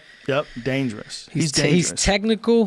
When I see a guy like that, it's like he's technical and he has malice. And when someone's technical and they have malice, it's like, that's what I have. You know what I'm saying? And I can recognize that. Yeah, malice is a good way of putting it. What Mike Tyson would call bad intentions. Yeah, he's got it. So, like, the division's never been more exciting, you know? And there's still guys like Jimmy Rivera, still a dangerous fighter. There's like That's what I'm saying, Joe. You think great division. You think they'll miss me? They're gonna miss you anyway, man. Come on, They gonna hated miss the you. cringe. No. Listen, They you did a hated- great job with all that cringy shit. You made people pay attention. I thought it was genius. Knowing you, who you really are, seeing this character that you're doing. Did I get you though? Yeah, I was laughing hard, man. Were you ready for me to become the intergender world champ? When you're telling Valentina to bend the knee, I was crying. Like, that is so Can we funny. post some pictures of that? Of the intergender world champ. That is hilarious. What made you decide just like, look, I need something to market myself, it was or you actually just having fun? no. I wasn't even. Oh my god, this is kind of it's funny, but it's somebody high profile that dared me to. I'm like, dude, I can't do that. He challenged me so much. He's like, I dare you. You know, I was like, all right. So I ended up doing the video, and then I was like, God, dude, what am I doing? Oh, I just that's think to myself, hilarious. But look at what it's done, Joe. Like I saved an entire division, man, because Dana White wanted to cut its neck off, and he told me that. There's something about what you did that's like, this is what Connor did. This is what Chael Sonnen was probably the best at it. The original. Chael Sonnen's the original pro wrestling style shit talker in MMA that really made people hyped up about fights. I mean, you got to give credit to Chael, because before Chael, there was, I'm going to fuck him up, I'm going to kick his ass. People always talk shit, but they never talk shit with an entertainer's flair the way Chael did. I mean, even though you kind of knew that Chael was in over his head in some of those fights, like with John Jones, I had a real deep feeling he was in over his head with Anderson Silva in the second fight in particular. I just had a feeling he was in over his head, but he would still talk so much shit. It was so fun, and it made the fights way bigger. They should all thank him. Thank you for what you said about my mother. Thank you for thank you for all that crazy shit you said, because that's what really sold that fight. Yeah. They all made more money because of him. Yeah, and they all, man, and the thing is what I admire about that now, like a guy like Kobe, obviously Connor, even Ronda. I think Ronda was more of a persona. It was more the fact that the pressure that comes with that shit. Like, dude, that's like a whole nother fight. And you have to make sure that you got to live up to your expectations. Right. You remember me throwing If you shit out the talk bag shit, with the pillow? What'd you think of the pillow stuff? I'm like, dude, I really got to beat Dominic's ass, dude. I know the pillows with the heads on them, and you're kicking the pillows with different guys' heads. But dude, it was funny. It was funny. It does put extra pressure on you, right? Because if you lose, people are so happy. But check this out. This is how crazy I am. That pressure, man. I channel that thing, and I almost love it, Joe. Like, it's crazy. Like, I like feeling Look a little at you scared. with the pillows. Lying in bed with your belts and the pillows with TJ's head and DJ's head. we are. It's hilarious. The king of cringe, bend the knee. So, what did your friend that you won't say the person's name? Can you say what their name rhymes with? Man, I No, can't, don't throw them Joe. under I the bus. can't. Don't throw them. Tell me later. But what did they say to you? Like, I want you have to come up with this character? Is that what they said to you? No, I think it was after I beat Demetrius Johnson. I went to the Apex fight with, and I happened to be there and randomly, and then obviously Dana was there at the fight scene, and I pulled him aside. I was like, "Hey, Dana, let's, how are you, whatnot?" And he actually wanted to talk to me, so he was like, "Hey, come to my office." So I ended up, going from the fights to his office, and I was in his red Ferrari, freaking really nice too, man. And he's like, "Hey, bud, I just want to let you know that, that I'm thinking about getting rid of the division, or I'm gonna get rid of the division." This is right after I beat Demetrius Johnson, man. You know what I'm saying? Like, there's new blood. And he told me straight up, and I was just like, man, I have to do something, man. Like, if I don't start speaking up, if I don't start being hated, like, my division's gonna drown, man. It's up to me, and I felt like that's something that Demetrius never did. So Did he tell you why? It wasn't entertaining. It was people don't pay attention. I think because Demetrius was so dominant, like, they don't appreciate true art, man. Like, Demetrius was so dominant that he hurt a division, because there's like, it gets boring. There has to be a storyline to people. And Demetrius wasn't the most personable dude in the world. So then I took that upon myself when he said that. I was like, well, I'm gonna have to come up with a gimmick. I was originally I was supposed to go up to 135 pounds. Right. And I brought TJ down, because if I was gonna go up to 135 pounds, they were gonna strip me from my belt. It was like, this is the contract, and that was the original plans for me to go up. But then I decided to come down and keep the division and kind of fight for it. Let's talk about that fight, because that was a crazy situation, right? First of all, TJ looked like dead man walking, going to the weigh-ins. Like I said, as bad as anybody I've ever seen besides Travis Lutter. I mean, Travis Lutter was a dehydration thing. TJ had starved himself down to a skeleton. It was real weird. And then when you found out that he was taking EPO, and then he said that he was taking EPO because he just didn't have any energy from cutting that weight. I don't know, man. I don't know what the answer. My brother and I were talking about that yesterday. I'm not sure what it was, but I'm just I felt sick inside when I found out, Joe. Like it's like a sadness that it brings to you, because, dude, it's like, yeah, we may talk stuff, to each other, whatnot, but it doesn't get that personal. It shouldn't get that personal for somebody to take an EPO, man. A drug that you just will never get tired of, and fight that dude with these 4-ounce gloves.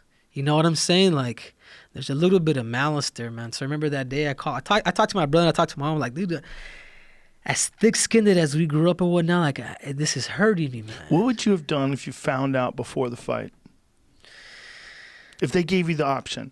I felt so good. If they pulled you aside and said, listen, Henry, the fight's going to go on, but we got an issue. It turns out we just got TJ's drug sample back, and he tested positive for EPO. You could still fight him if you want to. We're going to strip him.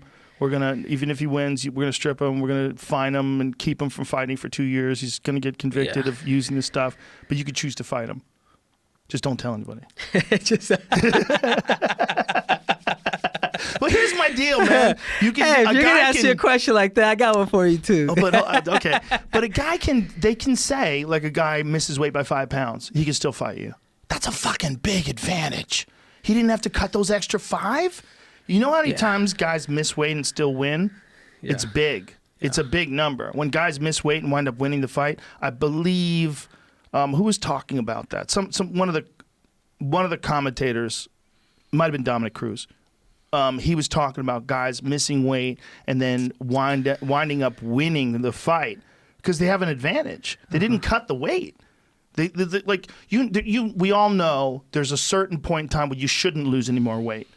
But we also know there's a dark land where most people don't want to travel through, where you can make it through. You could get to that point where you don't want to do it anymore. You're fucking dying inside, but you stay in there an extra 20 minutes and you make the weight. Or some people don't. But the guy who doesn't, look, it's bad for your body to cut that much weight. The guy who leaves those extra 5 pounds on his body, that's a big advantage. That's big. Yeah, it is, but also, it is, actually. It is. But what's bigger, that or EPO? EPO, I imagine, man. Yeah, because, man, TJ was saying how good he felt. He never felt so good in his life. I'm just hearing it from him. Yeah. But also, in that fight, that's when I felt like the most prepared, Joe. Like, I felt, even till now, my career, I'm retired, like, I'm really done. And that's the best that I've ever felt, man, against TJ Dillashaw. So I think, to answer that question, I think I still would fight him for that reason, man. Because I did everything natural, and I used science, and... Well, you had a really interesting team with you the last time you were here. What they're called Neuroforce? Yeah, Neuroforce One. And, I mean, without having people go back and listen to that podcast, give me this rundown of what they did in terms of, like, your reaction times and all that specific, sport-specific neuro shit they were doing with you, because it was really, I say it neuro shit because I'm a moron. I don't know what the term is. Yeah. But it's fascinating listening to them talk about how they used real science and data to mark your performance. Yeah, I think everything from, like, the morning, by the time I wake up, I have the Omega Wave. And a lot of the credit that I do owe to is out at the UFC PI with Roman, the physiologist down there. And it was, I wake up every morning. I use the Omega Wave, which tells me, like, which gives me my heart rate ability. It kind of gives me my windows. What is it called? Omega Wave? Yeah, Omega Wave. So and this is a chest strap? It's a chest that when you wake up, the first thing you do before you brush your teeth or anything is you put this strap on it, and it's taking levels of, like, of your heart rate. So it allows you and lets you know, according to your heart rate, how hard you're able to train that day. So it gives it into, like, you got your windows of trainability, like how hard you should go, and it kind of measures a lot of your training. So I do that every morning. And then obviously I've done testing with them from balance, like just body scan, DEXA scans, like a bunch of things, and crazy amounts of testing to kind of figure more out of like my biomechanics and things of that matter. So I only have about 3 to 4 hard workouts like a week. Like I don't do no more than maybe even 3. Really? Because it's all according, because it's about you understanding your threshold. And I think where a lot of fighters don't succeed is they exert that, and then they want to fight that, and then next you know it, they're on the ground or they're losing. So they're not optimizing their performance by giving themselves an ample amount of recovery. They're training too hard too often. And yes, and using a lot more recovery. Like what I do down there is I do a lot of infrared lighting. I do altitude pod capsules. The technology that they have, like there's certain headphones that helps activate like everything in your body. Like it's the new age thing with a lot of like pressure machines and things of that matter. A lot of like you doing a lot of mobility exercises. Like it's crazy how powerful and how strong you become just through doing mobility, man, and understanding posture. So, big shout out to my strength coach, Andre Hicks, and Kevin Longoria, Kareem Amin, and everybody down there, because they're revolutionizing, man. I feel like I feel like I'm ahead on the curve when it comes to understanding how to do a proper camp for MMA.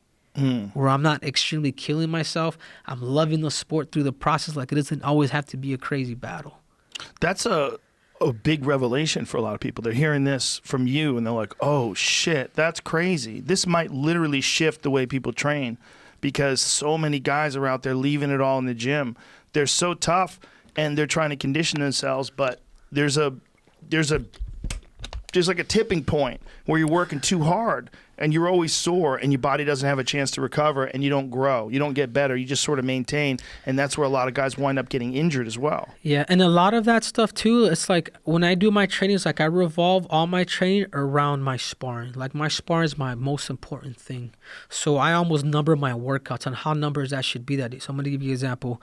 On Monday, it could be a 7 and an 8, 2 practices, right, on Monday. The next day, they're going to be more of like a 4 and a 5 or a 5 and a 6.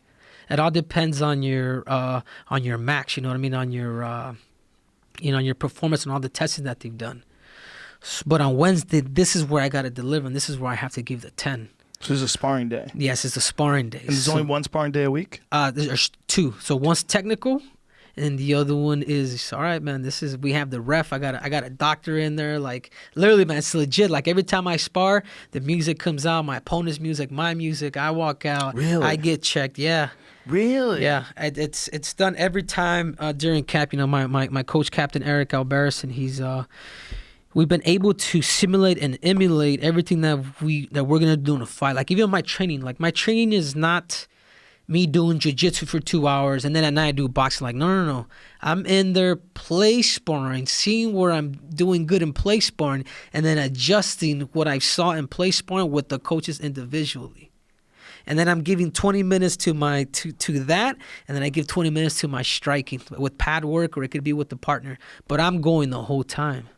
You see what I'm saying? So I'm collaborating everything together, simulating the fight as much as possible, being very detailed in my training. And then when it comes to sparring, that's the real deal. That's where I have to shine, and that's how I show myself how good I'm becoming.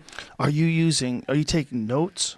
Like, how are you keeping track of your progress? Are you just knowing in your head, or are you? I know it and I feel it, man. I also have like a communication with my coaches where they know that I'm extremely honest. Man, I'm not feeling well. There's some things I need to rest another 2-3 hours before I go train today, guys. You know what I'm saying? Like, right. It's a very selfish style training, and that's a big advantage. Of being the champ. Yeah. I am giving a lot of knowledge here, man. But this is, that's who I am, and I want to share what I have. I think I've never heard anybody break it down that way. Particularly the fact that I don't think I've ever heard. If I did, I forgot. Anybody doing that where you have your opponent's walkout music, you have your walkout music, you have a referee, you do the whole thing like a fight. I've never heard anybody do that, but that makes sense. And particularly if you do it at the Apex Center where there's no crowd, it is like doing it in your gym. Mm-hmm. And this is how we train for Dominic. Like this last camp that I had was like the best. This camp that I had with Dominic was like the best fight camp I've ever had, man. Like the best, because I learned from like everything that I've done, man. it's almost like I've built this team. Like I'm not from a team necessarily, but I've built this team around me according to every opponent that I fight. So everybody's moving and everybody's mimicking Dominic Cruz, and vice versa for TJ, for Marlon. Like and these dudes are being compensated. These dudes are being paid. You know what I'm saying? So it's like it's a real business, not just, hey, just go out there and spar them. Right. Try everything that you do. It's like that. That's, to me, that's like a chicken with his head cut off. Like, you're not. Are you truly improving? Right. Well, what you're saying, all of it, 100% makes sense. I mean, it's brilliant. Doing it that way is brilliant. And in the process, man, you cut all the bullshit out. There's things in jiu-jitsu that doesn't work. As a wrestler, which I love, there's things in wrestling that doesn't work. In boxing, it's the distance is different, like all this. So you almost have to mimic everything that you do in a very technical sense. So when you do this, are you wearing normal 4-ounce gloves, the whole deal? No, they're more like the sparring gloves, like the thicker. the puffier ones. Yeah, because you don't want to. I mean, have you fucked with any of those Onyx ones? Yeah. How those goddamn good are those? Those are awesome, man. Those are the best MMA gloves I've ever felt. Once these guys decide to truly launch and whatnot, like I think that company could completely take over. Like that's what I'm saying.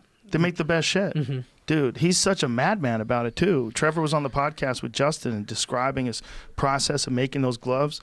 He got me a pair of them, and he let me try on those MMA ones. When you compare them to the UFC one side to side, you're like, what? Yeah. Like, these are crazy good. They're so much better. They're so well designed. Like, everything about it, man. Yeah. So it's engineered. Comfort, yeah. Does the padding is better? It's better padding. It feels The better. headgear. Yes. No, he's a wizard. Yeah. He makes. So you're wearing a slightly larger MMA glove. Yeah, slightly larger, and I get Vaseline. The pep talks, like I'm saying bye to everybody, and it feels so normal for me to compete, Joe. Like it's crazy. It really does feel like a sparring session, man. That's so genius that you reenact it every week. Yeah, so every that you week, get accustomed to it. Every week, and sometimes you're cranking, sometimes you're pissed, but that's even part of how you're gonna feel during fight week. You know how many times I fought with my coach, man? Like, it's crazy. Yeah, Eric, like, it's like Captain Eric, because it's like, man, we're like brothers. Like, he's a coach, but he's a brother. But you know what I'm saying? Right. So it simulates the fight. Yeah. It's beautiful. That's a genius idea, man. It really is. And so who's mapping out your training camps? Like, in terms of, like, when you do strength and conditioning, is it a collaborative effort? It's a collaborative effort, and a lot of it I have to pay attention to science. So there's things that my coach have say, there's things that I have say, but it's truly like the science. So in terms of your recovery, and yeah. And then what should I eat? Like, everything's calculated on how hard I'm gonna go that day. So my meals are prepped according to every day how hard I'm gonna go. Really? Yeah, so there's times where I'm doing 5s where I'm not going to eat like when I'm doing a 10 during sparring, you know what I'm saying? And does this go with, in terms of your preparation, like your pre-workout meals as well? Yes. So like if you know you're going to spar on Wednesday at what time in the afternoon do you spar? Sometimes we even simulate the time that we're actually fighting. Oh, okay. So you'd be not like always, 9 not or always, 10 because you don't o'clock want at to, night, you know? Right. Yeah, you don't want to always do that. When would you eat? So like if you were going to fight at 8 o'clock at night, when would you eat? Oh my God! But that's, again, a lot of that stuff you would have to say preference, man. Like, personally, I like to have like a big brunch, and I only have 2 o'clock in the afternoon. About 2 o'clock, 2:30. So you give yourself like 5-6 hours. Yeah, because your nerves, like, if for some reason, like, your nerves, it's hard to digest your food when you're nervous. You know what I'm saying? When you're anxious to do something. So, what kind of food do you eat before you fight? Eggs, pancakes. And obviously I need the carbs and whatnot. Yeah. I would just eat normal, like bacon. Like, I eat pretty clean throughout the whole camp, but you don't have like specific pre-fight meals that you no. But I think at that point it's just the psychology side of it. You know what I'm saying? Like, I'm gonna eat what the serotonin in my mind, like the happiness in me, what it wants. You know what I'm saying? Because I'm gonna deserve it when I fight that night. You know what I'm saying? Yeah. Like, it's a treat. Like, it brings happiness to you. Right. I couldn't do that, man. The first time I lost to Demetrius, I ate chicken breast, like, right after I beat him, and veggies. Like, I was super light, but I had no fat in me, and I got put out. And a lot of them, I owe that. You have to have every stone. You have to, turn every stone, man, because there's a lot of details, man. It's very complex, man. And if you can understand the game on the recovery, on the nutrition, on the happiness, on the preparation, on the game planning, all that, I mean, So let me ask you this: who is this company that puts these meals together? They're basing it on when you say like the meal depends upon the workout. Like how are they doing that? Like give me an example. They're speaking to the physiologists at Neuroforce. It's crazy. Yeah. So it's almost like there's a team of, and shout out to them too, man. France Kitchen. There's a team of man, maybe 12 people, man. There's a guy that goes in there every time I fight, and he's monitoring my heart rate every time. Like he's hey, slow down, and he'll tell the coach, and the coaches will tell me. Like it's all. There's a dude in there warming me up before I go train, like at my gym, like a personal trainer every single day. Do they give you anything specifically right after you're done training to sort of recovery? Anything for like replenish glycogen? Yeah. So that's immediately what is it? UCAN. I get UCAN every What is time. that? It's just a protein. Oh, okay. It's just a protein that I take soon right after, and even the water, man, like alkaline water. Mm-hmm. So it's all just down to every T is crossed and every I is dotted. It's all down to the science. Yeah, it's fun, and That's really interesting. And I think if I have a gift in anything, so I've never seen myself coach, Joe. I think being a coach is, probably the hardest job, man, because you got to deal with pride, and sometimes they leave you or whatnot. But if there's one thing that I could do and help people with, as if I was a coach, would be game planning, and actually putting like a game plan together and understanding. And putting a solid team together. When did you start doing this thing where you would emulate your opponent's walkout music and your walkout music and the whole deal? Since we fought Demetrius, and since I started having success, actually since Wilson Hayes. So as soon as I lost to Benavidez, I fought Wilson Hayes, and then since there, and then it got a little more serious when I fought Demetrius, and then so forth. We just got better throughout camp. So that was when you decided, okay, we're going to make some wholesale changes.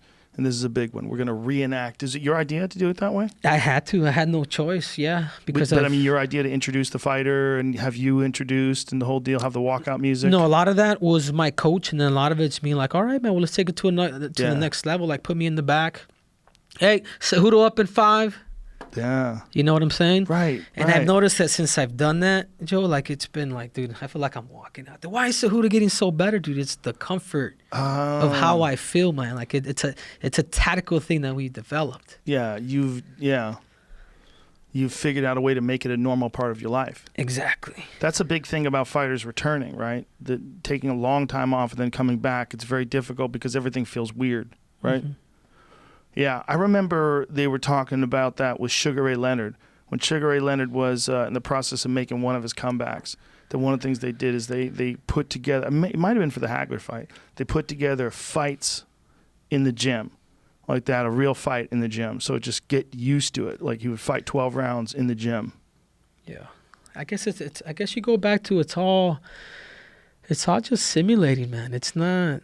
But this is the thing. The biggest problem that I've seen, because I've gone through a lot of coaches now, is getting all the coaches on the same page and getting all the coaches, getting them to commit on science. Is that all your responsibility? Do you have to handle everybody, or does Captain somebody? Eric handle it? Yeah. Captain does. Like he does all that, and not just that, but even like for me, it's like stem cells. I'm like, I did stem cells in Colombia with Bio Accelerator out in Colombia about 6 months ago, right after my fight, and man, I felt so good for this. If I used to have a jacked up neck, stem cells, like they did a whole, they did all the scans you could think of, from X-rays to MRIs and whatnot, and they would pinpoint like where my body was an ache. And they just started injecting stem cells on me, man, all over my neck, parts of my body that I've never experienced before. And immediately my neck started like almost the same day, man. My neck started feeling better, and ever since then, I think 3 months into it, my neck was 100%, man. I wrestled my whole life. Wow. Getting my neck jacked up. So many people have jacked up necks from wrestling too. Yeah. Backs, necks, so knees and shoulders. That's been a big part of my my recovery and using. Do you remember specifically what kind of stem cells they were using? Did they tell you? Well, it's done in Colombia, so it's the stem cells are being pulled, from a baby's umbilical cord. So then, so I don't necessarily know the full science of it, you know, the I guess the basic side of it, but man, I can tell you my body feels good. Yeah, it's real shit, man. It works.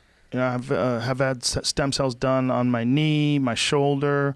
I've had a bunch of different things done, little injuries. And you've done that here? Yeah, I've done it here. Yeah, I don't know if it's the same level, because when I was explaining it to or talking to one of my friends about it, they said, "What's the difference between that and what they're doing in Panama?" Like Dr. Neil Reardon, he has this clinic down there in Panama. They send a lot of fighters down there as well. I think they're allowed to do anything. They can get buck wild. They could fill you up with stem cells. Like whatever limitations they might have here in America, they have a fat syringe with them. Just fucking get in there. I don't know. I really wish I knew. Yeah, I don't know if this is true, Joe, or maybe you could look it up. I don't know if even animals. I don't know if somebody says something is done with the stem cells of an animal, of a horse, I think. What? And they're using it on humans. I don't know if you want to. Whoa. See, that would be weird, man. If people started growing like horse hair all over their body. Damn, that's a trip.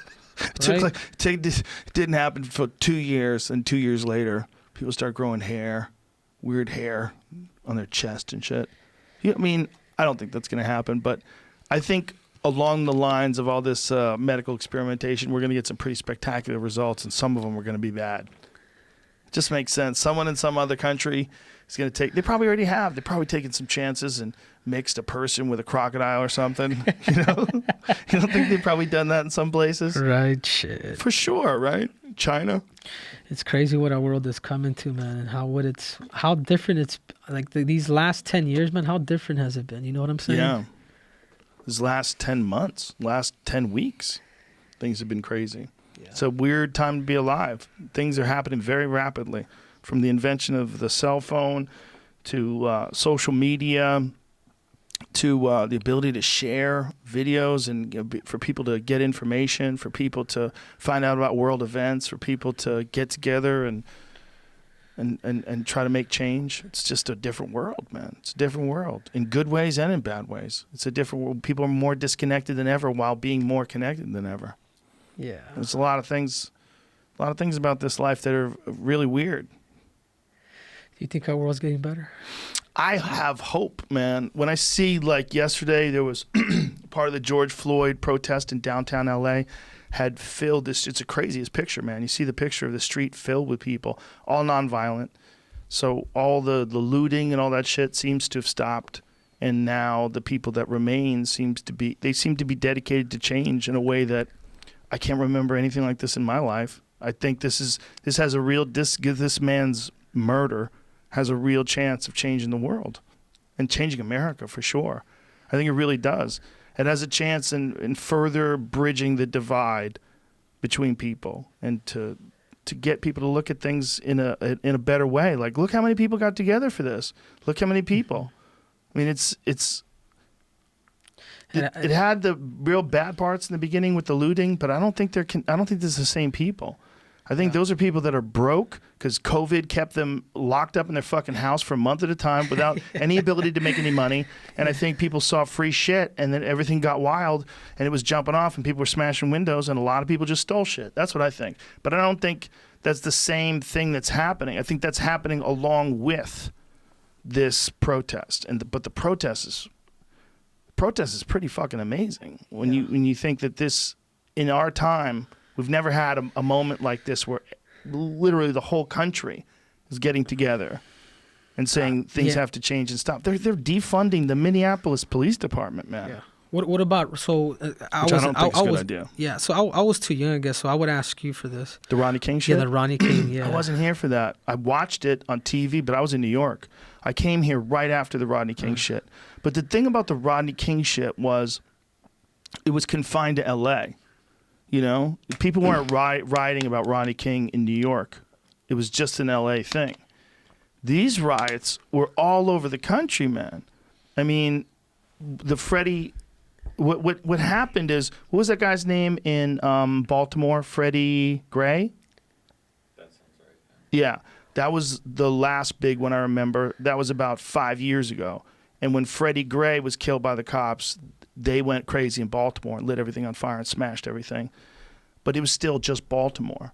You know, with George Floyd, it's the whole country. Yeah, It's- now it's just an excuse to It was. to This is what it is, man. It's like people are fed up, people are pissed. Yeah, but they're also broke, man. They got it's not through any fault of their own. They got stuck in this COVID thing like we all did, and they were forced to not be able to work for months and months at a time. And most of them still aren't back at work, right? So they're broke and they're fucked, and then this is a chance to steal some shit. I don't condone it.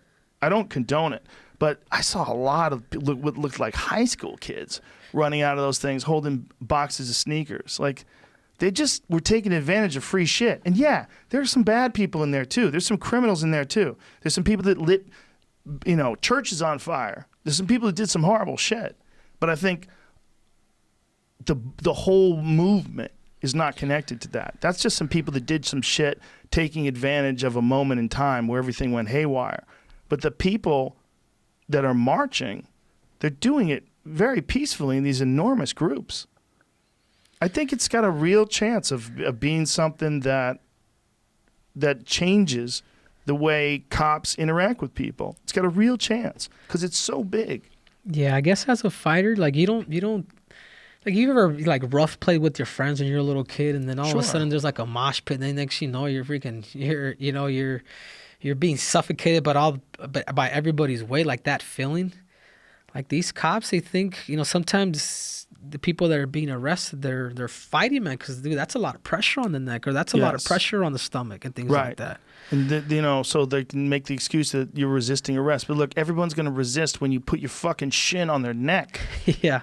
That's crazy. That's torture. And also the way the guy was lying down when he had a shin on his neck, he was lying with his neck against like this drain. So there's this cement drain area, and his neck is right there. So his shin is on the top of his neck, and then the drain area is the bottom. It's fucking horrible. It's horrible to watch, man. It's like you're watching a guy getting tortured to death. Like, something has to be done.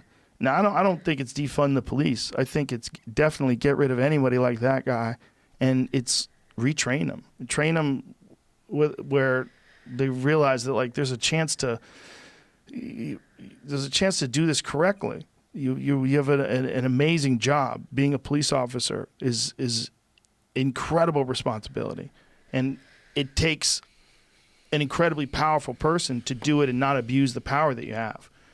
Because people have a tendency when someone says, "Why do I have to do that?" "Because I fucking told you. I'm the cops." Like, that's what they're doing when they have that kind of power. They just go to it right away.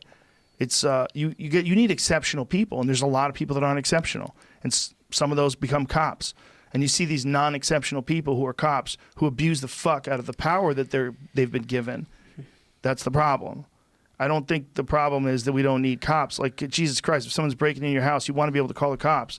If you got a real problem in your life and there's something going wrong, you want to be able to call the cops.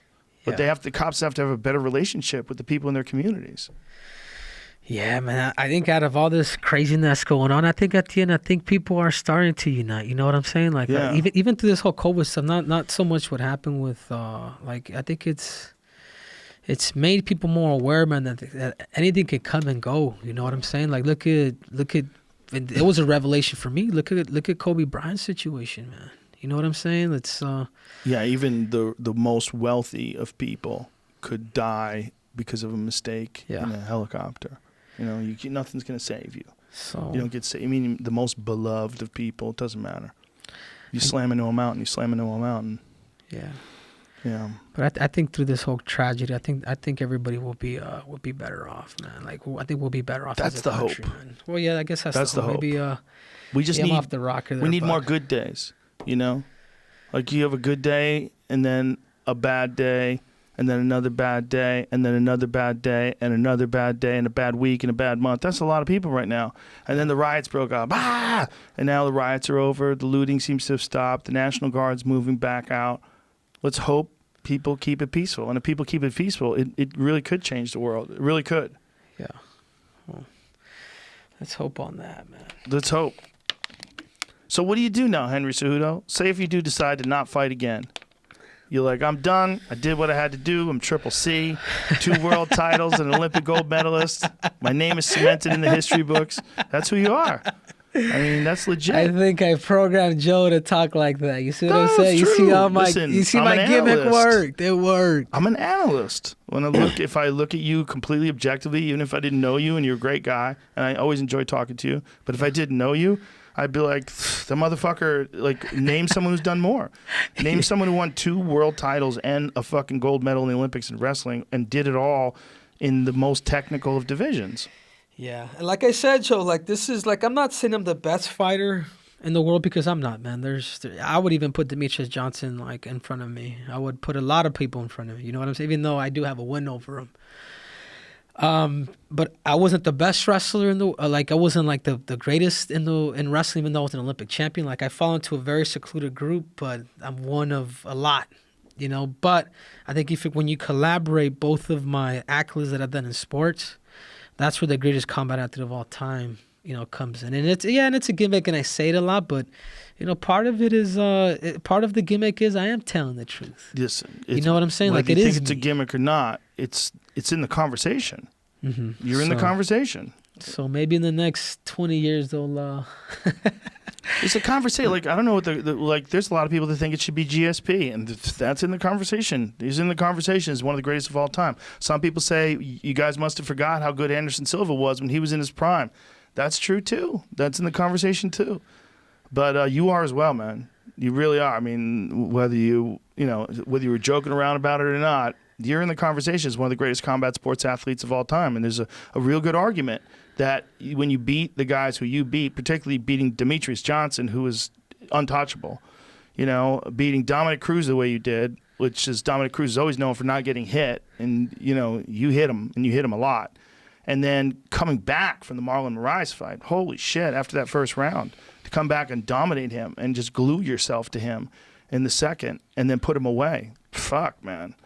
I mean, those are pretty powerful accomplishments. Yeah. No doubt about it. No, I appreciate it, Joe. I appreciate it. And I think to answer your question, what's next is like there's not only the Volkanovski fight that you know what I'm saying, because he's not that much taller than me, man. He's I call him an overgrown midget, and he's not that much bigger than me. And I feel like, man, I know I could beat him, dude. I just know it. Just be. What do you walk around at? What do you weigh? Probably about 150. 150. But it would be my skill. You know what would you do to prepare for that? Would you gain any weight, or would you just keep the body weight you have when you walk around? I would try to gain maybe 5-6 pounds, but I wouldn't want to I would try to do it as natural as I possibly can, just to have a little more mass. But it's a big jump. Yeah, it does get dangerous, man. At 45. Yeah, those 45 some of them are enormous. You know? Yeah, but the other one is, and there's actually, potential in the talks. Like, Ali's going to talk with Ryan Garcia's manager, possibly making a fight with Ryan Garcia. Ryan Garcia, the boxer? The boxer. You going to box? Why not? Why not? Really? Call me crazy. If things iron out, financially, and, the cards are played right, yeah, why not? He tweeted at me. He says, he pretty much called me out. That's the way I took it. Tell him as long as you can throw some leg kicks in there. You get three leg kicks around. Yeah. So it's been a lot, man. I've actually been pretty busy. Like I was with Tyson, and we were at the AEW event. And I was with them. So there's even a potential crossing over to AEW and or the WWE. Do you remember PKA karate? Do you remember that? No. It was like, I think they used to call it the kick of the 90s or the kick of the 80s. Anyway, PKA karate was like kickboxing that you would watch on ESPN at like 3 o'clock in the morning. Like I think Jeff Foxworthy even had a bit about it, but it wasn't very good. There was some really good fighters like Rick Rufus, and there was a bunch that were real good. Jerry Trimble, but the majority were kind of second-rate fighters. And no disrespect, they weren't elite. And so they had to throw a certain amount of kicks. They had to throw like 6 kicks around. Imagine if you had a boxing match where you were allowed to throw just 2 kicks around. Oh, geez. 2 leg kicks around. That's all it would take. Look at that calf kick. That calf kick's been killing people. You have 2 that land in a round. That's all you're allowed to do. And that's all I need. That's all I need. That would be against a boxer? Heck yeah, Joe. Like, these dudes have never felt that.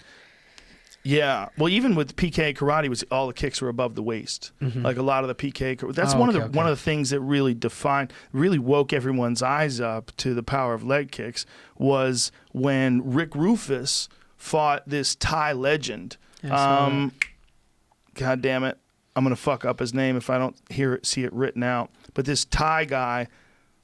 Rick was fucking him up in the beginning. He's real fast and long and hitting him with spinning kicks and shit. There's his name. Try saying that name. Changpuek.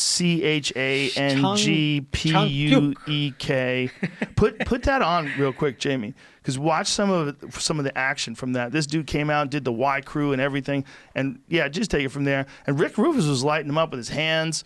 Rick was really slick, and he was probably one of the most talented of all the kickboxers back then that were doing the above the waist style. But this dude just kept chopping at his legs, man. And chopping at his legs, and he hurt him. That's what Rick hurt him at one point in time. He caught him with the right hand. It looked like, is that right hand? Yeah. So he had him in real trouble. This is round one. Now this is the first. This is the first ever like mixed or Yeah, televised. it was one of the first ever. This is 1988, and this is actually when I had. Oh, he hurt him again. Dropped him. I think. Did he kick him in the face on the way down too? I mean, he had him fucked up in that first round. Then the fight goes on. The dude survives. And this was like right around the time I was introduced to Muay Thai by this friend of mine that I was training with that was friends with this other dude who was, even back in 1988, was taking trips over to Thailand. And he was learning from the Thais and fighting over there. And he would come back with these like crazy gashes on his head from getting elbowed. But I remember that was the first time anybody had ever kicked me in the leg. And I was like, oh, my God, it's so painful. And so this is what happens with Rick Rufus. Rick Rufus had this dude in all kinds of trouble. Yeah. But this dude, there he is. He's chopping at those legs and chopping at those legs. And Rick doesn't know what to do. And he's chopping at those legs because Rick's never fought with leg kicks before. If he did, he never fought a guy as good as this gentleman. So this is the fight that's really known as the fight that changed kickboxing. It changed martial arts because people understood, like, oh my God, like what a devastating weapon Thai kicks to the thighs are. Look, he goes across the front of the thighs. And this dude just starts killing his thighs. And what's really interesting is Rick's brother, Duke Rufus, is now one of the top MMA coaches in the world. Look, they're calling timeout. They're making him sit in the corner and they're calling timeout. His legs are hurt. Timeout.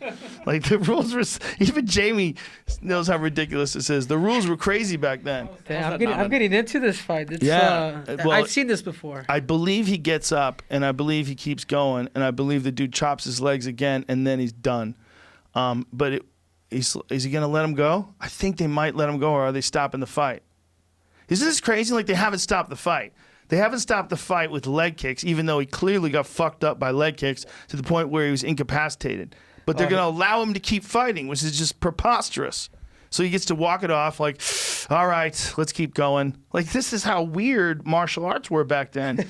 We didn't think that those were legitimate. But look at this guy just chopping at those legs, man. Beautiful Thai technique. Just so classic with the stance. He's got the hands way up high over his forehead with that stepping motion. So anyway, keep it going because they keep going. Oh, man. And it makes it into the second round. You know what this fight reminds me of? Amir Marias, man. Yeah, in a lot of ways. Except the chopping down in this case worked. Yeah. So Rick is like really incapacitated by this point. And look, he just got chopped across the leg again. That's only the third round. Look at that again. Boom and boom and boom. So what's interesting is that Duke Rufus was in his corner, and Duke was like 19 at the time. He's a babyface Duke Rufus, who now is one of the best MMA trainers in the world. And Duke was saying, I just don't think it takes that much talent to kick someone in the legs. And he became like one of the best coaches and a world champion himself at Muay Thai. Like, no, this is how, and this is not to knock Dick or knock Rick Rufus or Duke Rufus. They're both awesome. This is just to say this was where martial arts was in 1988. We really just didn't know. There was a developmental period where we just didn't know. And see, Rick is just they're still going to let him fight. Those are hard kicks too, man. I'm sorry. Oh my God. I mean, even though they're stopping it like that, those are hard kicks, and he's still fucked. Gonna fight. He's going to be fucked for weeks, right? I mean, look, he could barely walk, and they're going to let him keep going. Give it a little forward head. What is he going to say to him? Oh, he's warning him. You threw him to the ground. Okay, so they tell him you can't dump, which is hilarious because he's destroying his legs is what he's doing. So they got him in the corner. Like, look at some of this. This is the end of the fight. The end of the fight was ruthless. And you got to think, like, Rick Rufus is so goddamn tough. He's so goddamn tough to just have endured this because he doesn't know how to check it. He's just taking them all, like, there, like, boom, and that was it. That last one, dude, high shin bone across the thigh, and I think that's the end of the fight, if I remember correctly. Yeah, that's it. Oh, this is another one? Yeah. Oh my God, they let him get back up. They dusted him off. He's still just getting fucking, it's all leg kicks, man. It's crazy. Oh, I'm surprised he's taking a lot of pain, man. Do you imagine how horrible this must have been to him? That was the end that we did before. Yeah, that's the end. Is that the end of the fight, or does it keep going? Yeah, it is the end. Oh, because it just replays all the other stuff? Yeah. I'm pretty sure that was the end. Maybe we're watching the same round 3 times. I don't know. No, it's just, I think it went 3 rounds, if I remember correctly. But it was just a horrific example of how this is the development of martial arts, right? I mean, this is like one of the steps on the way to the UFC is that we had to realize about leg kicks. Mm-hmm. It's a ruthless fight to watch. He looks like he's in super pain. Oh, my God, dude. Well, you remember that one cat that fought in the UFC that almost lost his leg due to compartment syndrome? Did you ever see that scar? No. You want to freak out? Maybe sure. you rethink a comeback. I'm going to show you something. This dude had compartment syndrome in his thigh. I'm sorry, I'm blanking on his name. Austin Hubbard, who's a tough motherfucker. That's him. Okay. And they cut him from his ankle all the way up to the top of his thigh. Yeah, you scared? You freaking out? Well, I'm trying to find a good. They're all disgusting. Like, I'm looking at. People have photoshopped it. Oh. Yeah. Like they made it like a Subway sandwich and shit. But that's his leg. Look at that. What is that? Yeah, exactly. What is that? That's his fucking leg. His leg is it was so swollen and destroyed, and the tissue was so fucked up. That big thing on the tube is a drain to drain all the swelling and the fluid. So they had to open up his leg. I mean, it's one of the biggest scars I've ever seen. It goes all the way down to his knee. Like from the top of his hip all the way down to his knee, and they had to open his leg up because after the fight, his leg was just destroyed. Look at that. Who's that? I don't know. I thought that might have been it because it's coming up. I don't think so. That guy's got Everlast shorts on. I don't think that's the same cat. Is that it? I don't know. There's a lot of those dudes from Muay Thai fights. Afterwards, they have giant swollen legs. But that was definitely his leg because John Anik showed it to me in between fights. And he's like, have you seen Hubbard's injury? And I'm like, oh, I heard about it. He's like, no. You got to see it. Look. That's what it looked like while he was. Jesus. Look at the size of that scar, man. And look at the blackness of all the tissue, like it's all rotting. And it's all destroyed from shins. Bro, that's terrifying. That fucking shit is terrifying. And that is what Rick Rufus went through. Just got his legs destroyed. I think I'm going to stay retired, Joe. I forget, what were we... Yeah, it did. Yeah, it looked like some pulled pork. Pastrami. What were we just talking about when we brought that up? No, what was next? We're we're just talking about that career. And you were talking about possibly boxing Ryan possibly Garcia. Ryan Garcia, man. So that's just for a giant payday? Yeah. Obviously to win, obviously to fight, what does he walk challenge around yourself. The boxers don't get as crazy as we do. You know what I mean? They don't get crazy heavy. But I'm walking around 150, so if we do fight, it'll probably be at 35, which is good. I think McGregor. I think McGregor's done it with Mayweather. I think if Ryan wants to do it, then I think it's. How much time would you need to prepare for something like that? Probably about 2 to 3 months. About 3 months. 3 months. Yeah, and like 3 months at least. How much on a regular basis is boxing a part of your workout? I know that you did a lot of amateur boxing right out of your Olympic career. You went right into amateur boxing. You did that for how long? I did that for 3 years. And that was thinking about trying to make the Olympic team again. Now, once you went back to MMA training, how boxing focused is your MMA training? It's a lot, but it's also different. You know what I'm saying? So now it's just, I don't even call it Muay Thai or boxing. Like it's just MMA. Right. You know what I'm saying? Because the distance, everything's just different. Right. And then you got to do it according to your style, man. According to what you feel comfortable throwing. So all of your workouts are MMA. You don't. They're all. They're all. I'm cutting all the bullshit out, man. I think when you get to that level where, okay, man, a 2-hour striking class is just too much. Right. You know what I'm saying? 2 hour jiu-jitsu class that's not MMA based. It's not good, and it would be too much. What about when you're done with a fight? When you're done with a fight, in between fights, do you work out just to stay fit? Do you work out for fun? Do you go and do like a jiu-jitsu class with a gi on or anything like that? Or do you stick to sport-specific workouts even in between fights? Yeah, even in between fights. Or I could return, depending on the art that I really got to develop. So I could go back to just a 2-hour class in boxing or an hour and a half of boxing, an hour of just pure wrestling. So you have the ability to do that, but there comes a time where you just got to get in, maybe within 8 to 9 weeks, okay, you got to transition everything to just MMA specific, and then having your partner. Jose Aldo had a different style than Dominic. You know what I'm saying? And I was able to understand Dominic for, because he was a last-minute replacement the last 4 weeks. And how much time do you spend, and how much effort do you spend weeding out sparring partners and getting the right ones? And how important is that for a camp? That's my coach. That's my coach's job. You know what I'm saying? That's for him to call and to see, and the people that we know and trust, right, and all that. And the other thing is man, it's hard. It's hard what I do. I mean, I got a guy alternating like every round. I'm doing a 5-round fight, and I got a fresh dude in every round, dude, when I'm going hard.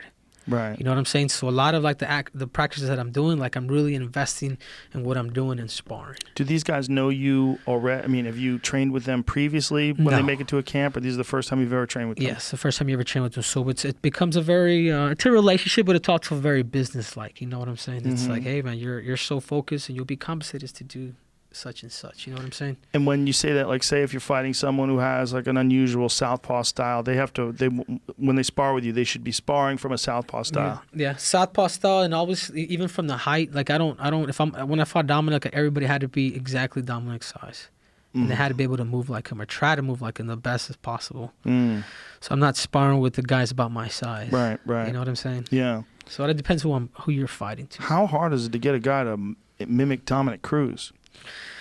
Actually, they're out there, man. There's a lot of guys that grew up watching Dominic fight. There's a guy at our gym, a couple guys at our gym that moves just like Dominic. Really? Yeah. So he's with his whole art. Like they studied him. They were able to develop certain things, and they're the ones that were telling us like don't even go for this. Smoke bomb the hands, take the legs off. Smoke hand the hands, take the legs off. And something that I saw from this whole COVID thing, from finding an empty arena, is our corner, we were prepared. Check this out, Joe. Like, this is how prepared we are. Like, we're even prepared to the point where we're using code words. You know what I'm saying? So it was every time I heard spaghetti, take the legs out.